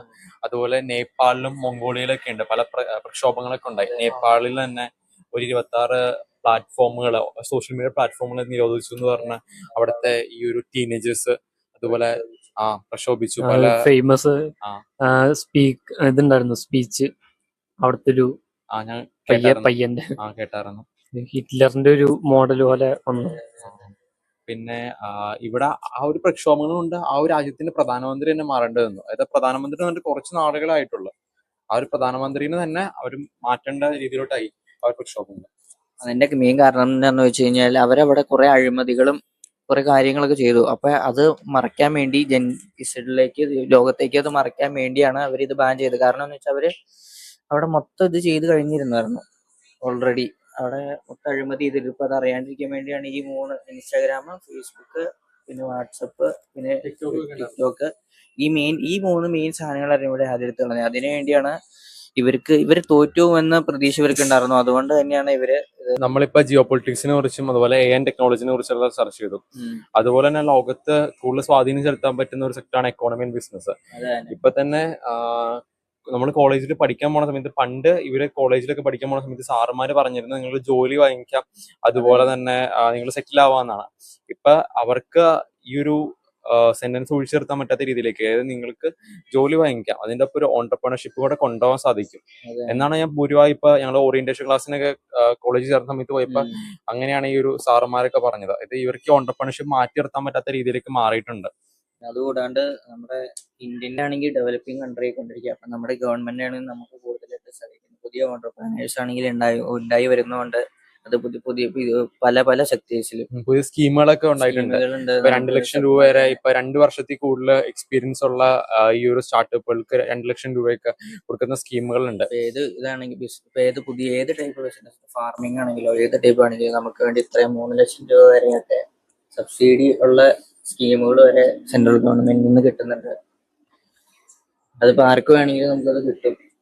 അതുപോലെ തന്നെ ഇപ്പോ പഠിക്കുന്ന ആൾക്കാരാണേലും, ഇപ്പോ ഡിഗ്രി കോഴ്സ് ഒക്കെ ചെയ്യുന്നവരാണേലും അവർക്കൊരു മൈൻഡ് ഉണ്ടാവുന്നുണ്ട് സ്വന്തമായിട്ട് എന്തെങ്കിലും തുടങ്ങണം, ഏൺ ചെയ്യണം, ഒന്നിലേലും അവരുടെ ചെലവുകൾ അവര് തന്നെ നോക്കണം എന്നുള്ളൊരു മൈൻഡ് സെറ്റ് ഇപ്പോൾ കുറച്ച് പേർക്ക് കൊണ്ടേ തുടങ്ങിയിട്ടുണ്ട്. അതിനുള്ള ഇഷ്ടം പോലെ സ്കിൽസും ഡെവലപ്പ് ചെയ്യാനുള്ള ഓപ്പർച്യൂണിറ്റി ഉണ്ട് ഈ ഒരു കാലഘട്ടത്തിൽ. കാരണം AI അതുപോലെ തന്നെ ഒത്തിരി ഓപ്ഷൻസ് ഉണ്ട് നമുക്ക് മൾട്ടിപ്പിൾ ഇൻകം ജനറേറ്റ് ചെയ്യാൻ വേണ്ടി. അപ്പോൾ അതൊക്കെ ഇപ്പോൾ കൂടുതൽ എക്സ്പ്ലോർ ചെയ്ത് വന്നിട്ട് ഒത്തിരി ആൾക്കാര്. അപ്പോൾ അതൊരു കൂടുതൽ നമ്മുടെ ഇന്ത്യയിലാണെങ്കിലും കേരളത്തിലാണെങ്കിലും തന്നെ അത് കൂടുതൽ പ്രാബല്യത്തിൽ വരുന്നുണ്ട്. അതുകൂടാണ്ട് നമുക്ക് ഇൻവെസ്റ്റ്മെന്റിൽ നല്ല കുതിപ്പുണ്ട്. അതുകൊണ്ടാണ് നമ്മുടെ ബാങ്കായ നിഫ്റ്റി 50 ഇതൊക്കെ ഭയങ്കര രീതിയിലായിട്ട് കുതിച്ചു വരുന്ന ഒരു സമയം കൂടെയാണ് ഇത്. ഒന്നാമത് നമ്മുടെ ഇന്ത്യക്ക് നല്ലൊരു വിലയും കൂടെ കിട്ടിയിരിക്കുന്ന സമയമാണ്. പിന്നെ കൂടുതലും ആൾക്കാർ സ്റ്റോക്ക് മാർക്കറ്റിലേക്ക് ഒരു 2020-19 ആ കാലഘട്ടത്തിനേക്കാളും കൂടുതലും അറിഞ്ഞു തുടങ്ങി. അത് മാത്രല്ല മാർക്കറ്റിൽ ഇൻവെസ്റ്റ് ചെയ്ത് തുടങ്ങി. പണ്ടൊക്കെ എന്ന് പറയുമ്പോൾ ഇതൊരു സ്കാം അങ്ങനെയാണ് ആദ്യം ആൾക്കാരുടെ മനസ്സിൽ ഓർമ്മ വന്നത്. പക്ഷെ ഇപ്പോ അതൊക്കെ മാറി എല്ലാവരും മ്യൂച്വൽ ഫണ്ട്, ഇപ്പോ ഏറ്റവും റിസ്ക് കുറവും മ്യൂച്വൽ ഫണ്ടിലാണേലും മിനിമം ആൾക്കാർ ഇൻവെസ്റ്റ് ചെയ്യാൻ തുടങ്ങിയിട്ടുണ്ട്. അത് തന്നെ ഒരു വലിയൊരു കാര്യമാണ് ഒരു എക്കണോമി ഡെവലപ്പ് ആവാനുള്ളതും. നമ്മുടെ ഇന്ത്യൻ സ്റ്റോക്ക് മാർക്കറ്റും ബാക്കിയെല്ലാം മ്യൂച്വൽ ഫണ്ട്സും ഓരോ ഫണ്ട് ഫോളിയോയും കാര്യങ്ങളൊക്കെ ഡെവലപ്പ് ആവാനുള്ളതിന് വലിയൊരു ഘടകം വഹിക്കുന്നുണ്ട്. ഇപ്പൊ നമ്മുടെ ഓരോ ജനങ്ങൾക്കും അറിയാം ഇപ്പൊ എങ്ങനെ പൈസ ഉണ്ടാക്കണം എന്നുള്ളതും. ഈ ട്രേഡിങ് കുഴപ്പമല്ല, പിന്നെ ഈ സ്റ്റോക്ക് ഇൻവെസ്റ്റ് ചെയ്യുന്നതൊന്നും ഒരു കുഴപ്പമില്ല എന്ന് മനസ്സിലായി വരുന്നുണ്ട് ഇപ്പോഴത്തെ ജനറേഷനിലുള്ളവര്. ഈ മില്ലിനിയൽ ജനറേഷനിൽ പെട്ട ആളുകള് വർഷങ്ങളോളം ഇൻവെസ്റ്റ്മെന്റ് എടുത്തിയും അതുപോലെ തന്നെ പല ബിസിനസ്സുകൾ തുടങ്ങി 50-60 വയസ്സുകളിലൊക്കെയാണ് ബില്ലിനേഴ്സ് ഒക്കെ ആവുന്നത്. അതേസമയം ഈ ജെൻസി വരുമ്പോൾ 20-21 വയസ്സിൽ തന്നെ ബില്യനേഴ്സ് ആണ്. ഉദാഹരണത്തിന് ഇപ്പം അമേരിക്കൻ ഒരു സ്റ്റാർട്ടപ്പാണ് മെർക്കോർ. അതിന്റെ ഇന്ത്യൻ ഒറിജിനിലുള്ള സിഒസ് ആണ് ആദിത്യ, ആ, ആദർശ് ഹയർമാത്തം, അതുപോലെ ബ്രണ്ടൻ ഫുഡിയൊക്കെ. അതായത് ഇവരെ 2.2 ബില്യന്റെ ഒരു ഡീലാണ് ഇവരുടെ കമ്പനിയായിട്ട് ഇവര് ഉണ്ടാക്കിയിരിക്കുന്നത്. അതായത് പണ്ട് കുറെ വർഷങ്ങളെടുത്ത് ബില്യനെയർ ആകുന്നെന്ന് പറഞ്ഞാൽ ഇപ്പൊ ഇവരെ മാസങ്ങളുടെ സമയം മാത്രം മതി. ഈ പെർപ്ലെക്സിറ്റിയുടെ ഇപ്പൊ സിഇഒ അരവിന്ദ് ശ്രീനിവാസ് മാസങ്ങൾ കൊണ്ടാണ് ഇപ്പൊ ബില്യനേഴ്സ് ആയത്. അത് തന്നെ. പിന്നെ ഈ ഒരു ആപ്പുകളൊക്കെ ഉണ്ടാക്കാനായിട്ട് എമർജന്റ് പോലത്തെ കുറെ ടൂളുകൾ, എമർജന്റ് അതുപോലെ ലവബിള്, അങ്ങനത്തെ കുറെ ടൂളുകൾ, ക്ലൗഡ്, അങ്ങനത്തെ കുറെ ടൂളുകൾ ഇപ്പൊ അവൈലബിൾ ആണ്. അപ്പൊ ജെൻസിക്ക് കൂടുതൽ അവസരങ്ങൾ ലഭിച്ചുകൊണ്ടായിരിക്കാം ഇവരിങ്ങനെ പെട്ടെന്ന് തന്നെ ബില്യനേഴ്സ് ഒക്കെ ആവുന്നത്. ഇപ്പൊ കേരളത്തിൽ നിന്ന് തന്നെ വരും വർഷങ്ങളിൽ കുറെ ബില്യനേഴ്സ് ഉണ്ടാകാം. കണക്കുകളൊക്കെ അനുസരിച്ച് ഏകദേശം ഒരു 11ഓളം ബില്യനേഴ്സ് ഇപ്പൊ കറന്റ് കേരളത്തിൽ നിന്നുള്ള. വരും വർഷങ്ങളിൽ ഇനി യങ്ങസ്റ്റ് ബില്യനേഴ്സ് ഇനി ഉണ്ടാവും കേരളത്തിൽ നിന്നൊക്കെ. പിന്നെ പുതിയൊരു വാർത്ത കേട്ടതെന്ന് വെച്ചാൽ ഇന്ത്യ 3ാമത്തെ ഏറ്റവും വലിയ എക്കോണമിയായി മാറി കഴിഞ്ഞായിരുന്നു. അത് ജപ്പാനെ പിന്തള്ളിയാണ്. ഇനി നമ്മുടെ മുകളിലുള്ളത് അമേരിക്ക, ചൈന, പിന്നെ ഇന്ത്യയല്ലേ, പിന്നെ ഇന്ത്യയാണ്. ഇത് നമ്മൾ ഭാവിയിലേക്ക് കടക്കും, 1ാമത് വരെ ആകുമെന്നാണ് ഇപ്പോഴത്തെ സർവേകളൊക്കെ പറയുന്നത്. ഈ ഒരു GDP എന്ന് പറഞ്ഞാൽ ഒരു രാജ്യത്തിന്റെ ഒരു വർഷത്തെ വരുമാനമാണ്. ഇന്ത്യയിൽ അത് ക്വാർട്ടർലി ആണ് എടുക്കുന്നത്. ഈ വരുമാനം കൂടുന്തോറും ഓരോ ആൾക്കാരുടെ ഇൻകം കൂടുന്നുണ്ട്. നമ്മളിപ്പോ ജപ്പാനെ പിന്തള്ളിയാണ് ആഗോള GDP നിരക്കിൽ ഇന്ത്യ 3ാം സ്ഥാനത്തേക്ക് എത്തിയിരിക്കുന്നത്. എന്നാലും ഇന്ത്യ ഒരു ഡെവലപ്ഡ് കൺട്രി ആകുന്നില്ല. അതിന് മേജർ കാരണമായിട്ട് വരുന്ന ഇന്ത്യയിലെ പോപ്പുലേഷൻ തന്നെയാണ്. അതായത് ജപ്പാനിലെ പോപ്പുലേഷൻ ഇൻഫ്ലേഷൻ കാരണമായിട്ട് വരുന്നുണ്ട്. പിന്നെ ജപ്പാനിലെ പോപ്പുലേഷൻ കുറവാണ്. അപ്പൊ ഈ ഒരു GDP നിരക്ക് അത്യാവശ്യം ഉണ്ടെങ്കിൽ തന്നെ അവർക്ക് ഓരോ ഇൻഡിവിജ്വൽസിന് കിട്ടുന്ന ശമ്പളം കൂടുതലാണ്. ഇപ്പൊ ഇന്ത്യയില് ഒരു ഇൻഡിവിജ്വലിന് ഏകദേശം 2 ലക്ഷം രൂപ ശമ്പളം ഉണ്ടെങ്കിൽ അത് ജപ്പാനിലോട്ട് വരുമ്പോൾ 28 ലക്ഷത്തിലോട്ടൊക്കെ മാറുന്നുണ്ട്. ഇപ്പോ ഈ ഇന്ത്യ റുപ്പീസ് വെച്ച് നോക്കുമ്പോൾ $1 എന്ന് പറയുന്നത് ഇപ്പോഴത്തെ ഇന്ത്യൻ റുപ്പി ഒരു 91 രൂപ അടുത്ത് വരും. അത്രയും കൂടിയിട്ടുണ്ട്. അത് പലരും ട്രോള് പോലെ ചെയ്യണത് നരേന്ദ്രമോദി $1 എന്ന് പറഞ്ഞാൽ 100 രൂപ ആക്കും, അങ്ങനെ കറക്റ്റ് കണക്ക് വെക്കാൻ വേണ്ടിയിട്ടാണെന്നൊക്കെയാണ് ട്രോളാണ്. എന്നാലും നമുക്കത് ഭയങ്കര ഇൻവെസ്റ്റ്മെന്റ് മേഖലയിലേക്ക് ഇപ്പോൾ വരുമ്പോൾ ഏറ്റവും കൂടുതൽ നമുക്കിപ്പോൾ വില കൂടി കിട്ടുന്ന ഒരു അസറ്റാണ് ഗോൾഡ്, സിൽവർ, പിന്നെ കോപ്പർ, ഇതൊക്കെ ഉൾപ്പെടുന്നുണ്ട്. അതിൽ ഏറ്റവും കൂടുതൽ ഈ വർഷം ഉയർന്നു നിന്നേക്കുന്നത് ഗോൾഡും സിൽവറും തന്നെയാണ്. സിൽവറാണ് ഇപ്പോൾ കുറച്ചുകൂടെ ഉയർന്നുണ്ട്. ഫ്യൂച്ചർ ഇൻവെസ്റ്റ്മെന്റ് ആയിട്ട് സിൽവർ ഇപ്പോൾ ആൾക്കാർ കൂടുതൽ മേടിച്ചു വെക്കുന്നുണ്ട്. അതെ, ഗോൾഡ് ആണേലും അതെ. ഗോൾഡ് ഇതൊക്കെ ഉണ്ടാകും. ഏറ്റവും കൂടുതൽ ആ സിൽവർ പണ്ട് കാലഘട്ടത്തിൽ അത്ര മേടിച്ചില്ലെങ്കിലും ഇപ്പൊ കൂടിയുണ്ട്. എല്ലാവരും ഇപ്പൊ ഡിജിറ്റൽ ഗോൾഡ് എന്ന് കേട്ടിട്ടുണ്ടല്ലോ. ഡിജിറ്റൽ ഗോൾഡ്, സിൽവർ, അതിലൊക്കെ ഇൻവെസ്റ്റ് ചെയ്യുന്നുണ്ട്. അങ്ങനത്തെ ETF കുറെ ഉണ്ട്, അതിലൊക്കെ ആൾക്കാർ ഇൻവെസ്റ്റ് ചെയ്തത് തുടങ്ങിയിട്ടുണ്ട്. അതിൽ തന്നെയുള്ളതാണ് ഈ ഗോൾഡിന്റെ ഉപയോഗം. തന്നെ ഗോൾഡിന്റെ വില കൂടാൻ വേറൊരു കാരണം എന്ന് വെച്ച് കഴിഞ്ഞാൽ എല്ലാവരും തന്നെ പണം എല്ലാവരും തന്നെ മാറ്റി കളഞ്ഞിട്ട് ഇപ്പൊ ഗോൾഡിലേക്കുള്ള എല്ലാവരുടെയും ഫോക്കസ് ഡോളർ എന്നുള്ള എതിരെ. അപ്പൊ എല്ലാവരും തന്നെ അവരുടെ ഗോൾഡിലേക്ക് കൂടുതൽ ഇൻവെസ്റ്റ് ചെയ്യണം. അത് തന്നെയാണ് ഡോളറിന്റെ വില ഇടുകയും ഗോൾഡിന്റെ വില കൂടുകയും ചെയ്യുന്നത്. അതാണ് ഇപ്പൊ സ്വർണത്തിന് ഇത്രയും വില കൂടുതൽ. അതിന് പ്രധാനമായിട്ട് കാരണം വരുന്നത് അമേരിക്ക തന്നെയാണ്. അത് അമേരിക്കയിലാണ് പല രാജ്യങ്ങളുടെ ഈ ഒരു ഇൻവെസ്റ്റ്മെന്റ് ഇരിക്കുന്നത്. ഇപ്പൊ റഷ്യയുടെ യുദ്ധം വന്നപ്പോഴത്തേനും, യുക്രൈനിൽ യുദ്ധം വന്നപ്പോഴത്തേനും അമേരിക്ക ആ ഒരു ഇൻവെസ്റ്റ്മെന്റ് തിരിച്ചു കൊടുക്കില്ല എന്ന് പറഞ്ഞു. അങ്ങനത്തെ ഒരു സാഹചര്യം വന്നപ്പോഴാണ് മറ്റേ യൂറോപ്പിലുള്ള രാജ്യങ്ങളെല്ലാം കൂടെ ചേർന്ന് ഗോൾഡിന്റെ വില കൂട്ടിയത്. ഡോളറിന്റെ വില അനുസരിച്ച് ഇടിയാണ്. അതിന്റെ ഫലമായിട്ടാണ് ഇന്ത്യ ഒരു കുറെ ഡിജിറ്റൽ ഗോൾഡുകളെല്ലാം യുകെയുടെ നിന്നൊക്കെ വാങ്ങിക്കാൻ തുടങ്ങി. ഈ ലോകത്തിലെ ഏറ്റവും വലിയ ഇൻവെസ്റ്ററായ ഭാരത് ബഫസ്റ്റ് പറയുന്നത് ഗോൾഡ് ഒന്നല്ല, അതിനും നല്ലത് സിലിക്കോൺ ആണെന്നാണ് പറഞ്ഞത് ഇൻവെസ്റ്റ് ചെയ്യാൻ. അത് ചൈനയിലുള്ളതാണ്. അതിൽ ഇൻവെസ്റ്റ് ചെയ്യാനാണ് ഏറ്റവും വലിയ പ്രോഫിറ്റബിൾ എന്നാണ് ഭാരത് ബഫറ്റ് ഇപ്പൊ പറയുന്നത്. ഇപ്പൊ ഈ ഒരു ഗോൾഡിന്റെ വിലയൊക്കെ കൂടിയിരിക്കുകയാണ്. ഇപ്പൊ 1.25 ലക്ഷമൊക്കെയാണ് ഗോൾഡിന്റെ വില. സിൽവറിന്റെ വില കൂടുന്നുണ്ട്. ഇനി വരുന്ന കല്യാണങ്ങളിലൊക്കെ മെയിൻലി ഈ സ്വർണത്തെ ഉപേക്ഷിച്ച് ഇമിറ്റേറ്റിംഗ് ഗോൾഡുകളിലേക്ക് മറ്റും പോകാൻ സാധ്യതയുണ്ട്. 2025 പുതിയ ടാക്സ് ലോസ് ഒക്കെ വന്നു. അതായത് 1961 ടാക്സ് ലോസിനൊക്കെ റീപ്ലേസ് ചെയ്തുകൊണ്ട് അത് പ്രകാരം നമ്മുടെ ഈ കെട്ടിടം പണിയാനൊക്കെ ഉള്ള സിമെന്റ് അതിനൊക്കെ വില ഒരു നല്ല രീതിയിൽ വില കുറയുന്നുണ്ട്. സാധാരണ ആൾക്കാരെ സംബന്ധിച്ച് അത് വലിയ തോതിൽ ആശ്വാസമാണ്. പക്ഷെ ഈ ഒരു ട്രേഡേഴ്സിനെ സംബന്ധിച്ച് അത് ഭയങ്കര ദോഷകരമായ ഒന്ന് തന്നെയാണ്.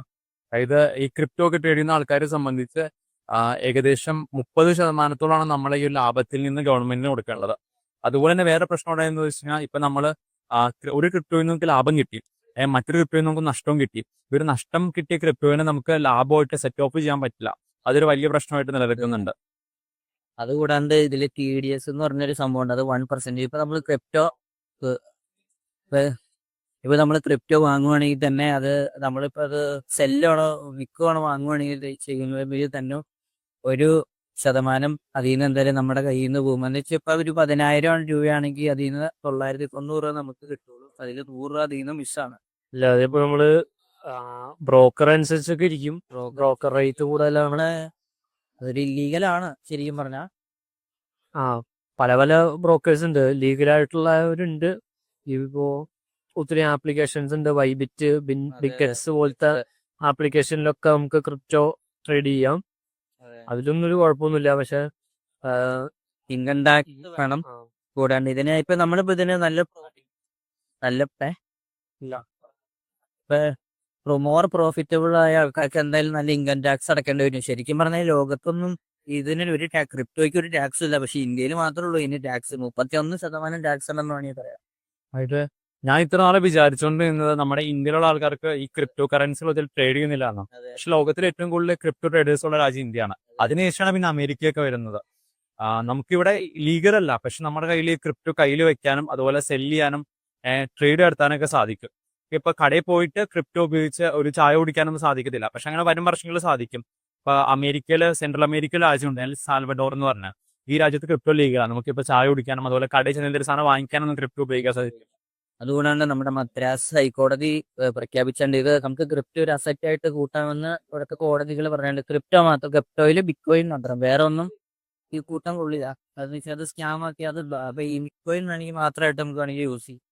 ക്രിപ്റ്റോ എന്ന് പറയുമ്പോൾ ആൾക്കാർക്ക് ആദ്യം തുടക്കത്തിലൊക്കെ ഒരു ഭയങ്കര പേടിയാണ്, സ്കാമാണ്. പക്ഷെ ഇതിന്റെ ടെക്നോളജി തന്നെ ഭയങ്കര യൂണീക്കാണ്. ബ്ലോക്ക് ചെയിൻ ടെക്നോളജി ആണ് ഇതിന്റെ. അതായത് ഇത് ആരും ഓൺ ചെയ്യുന്ന സംഭവമല്ല, എല്ലാവർക്കും അതിൻ്റെതായിട്ടുള്ളൊരു കണക്ഷൻ ഉണ്ട്.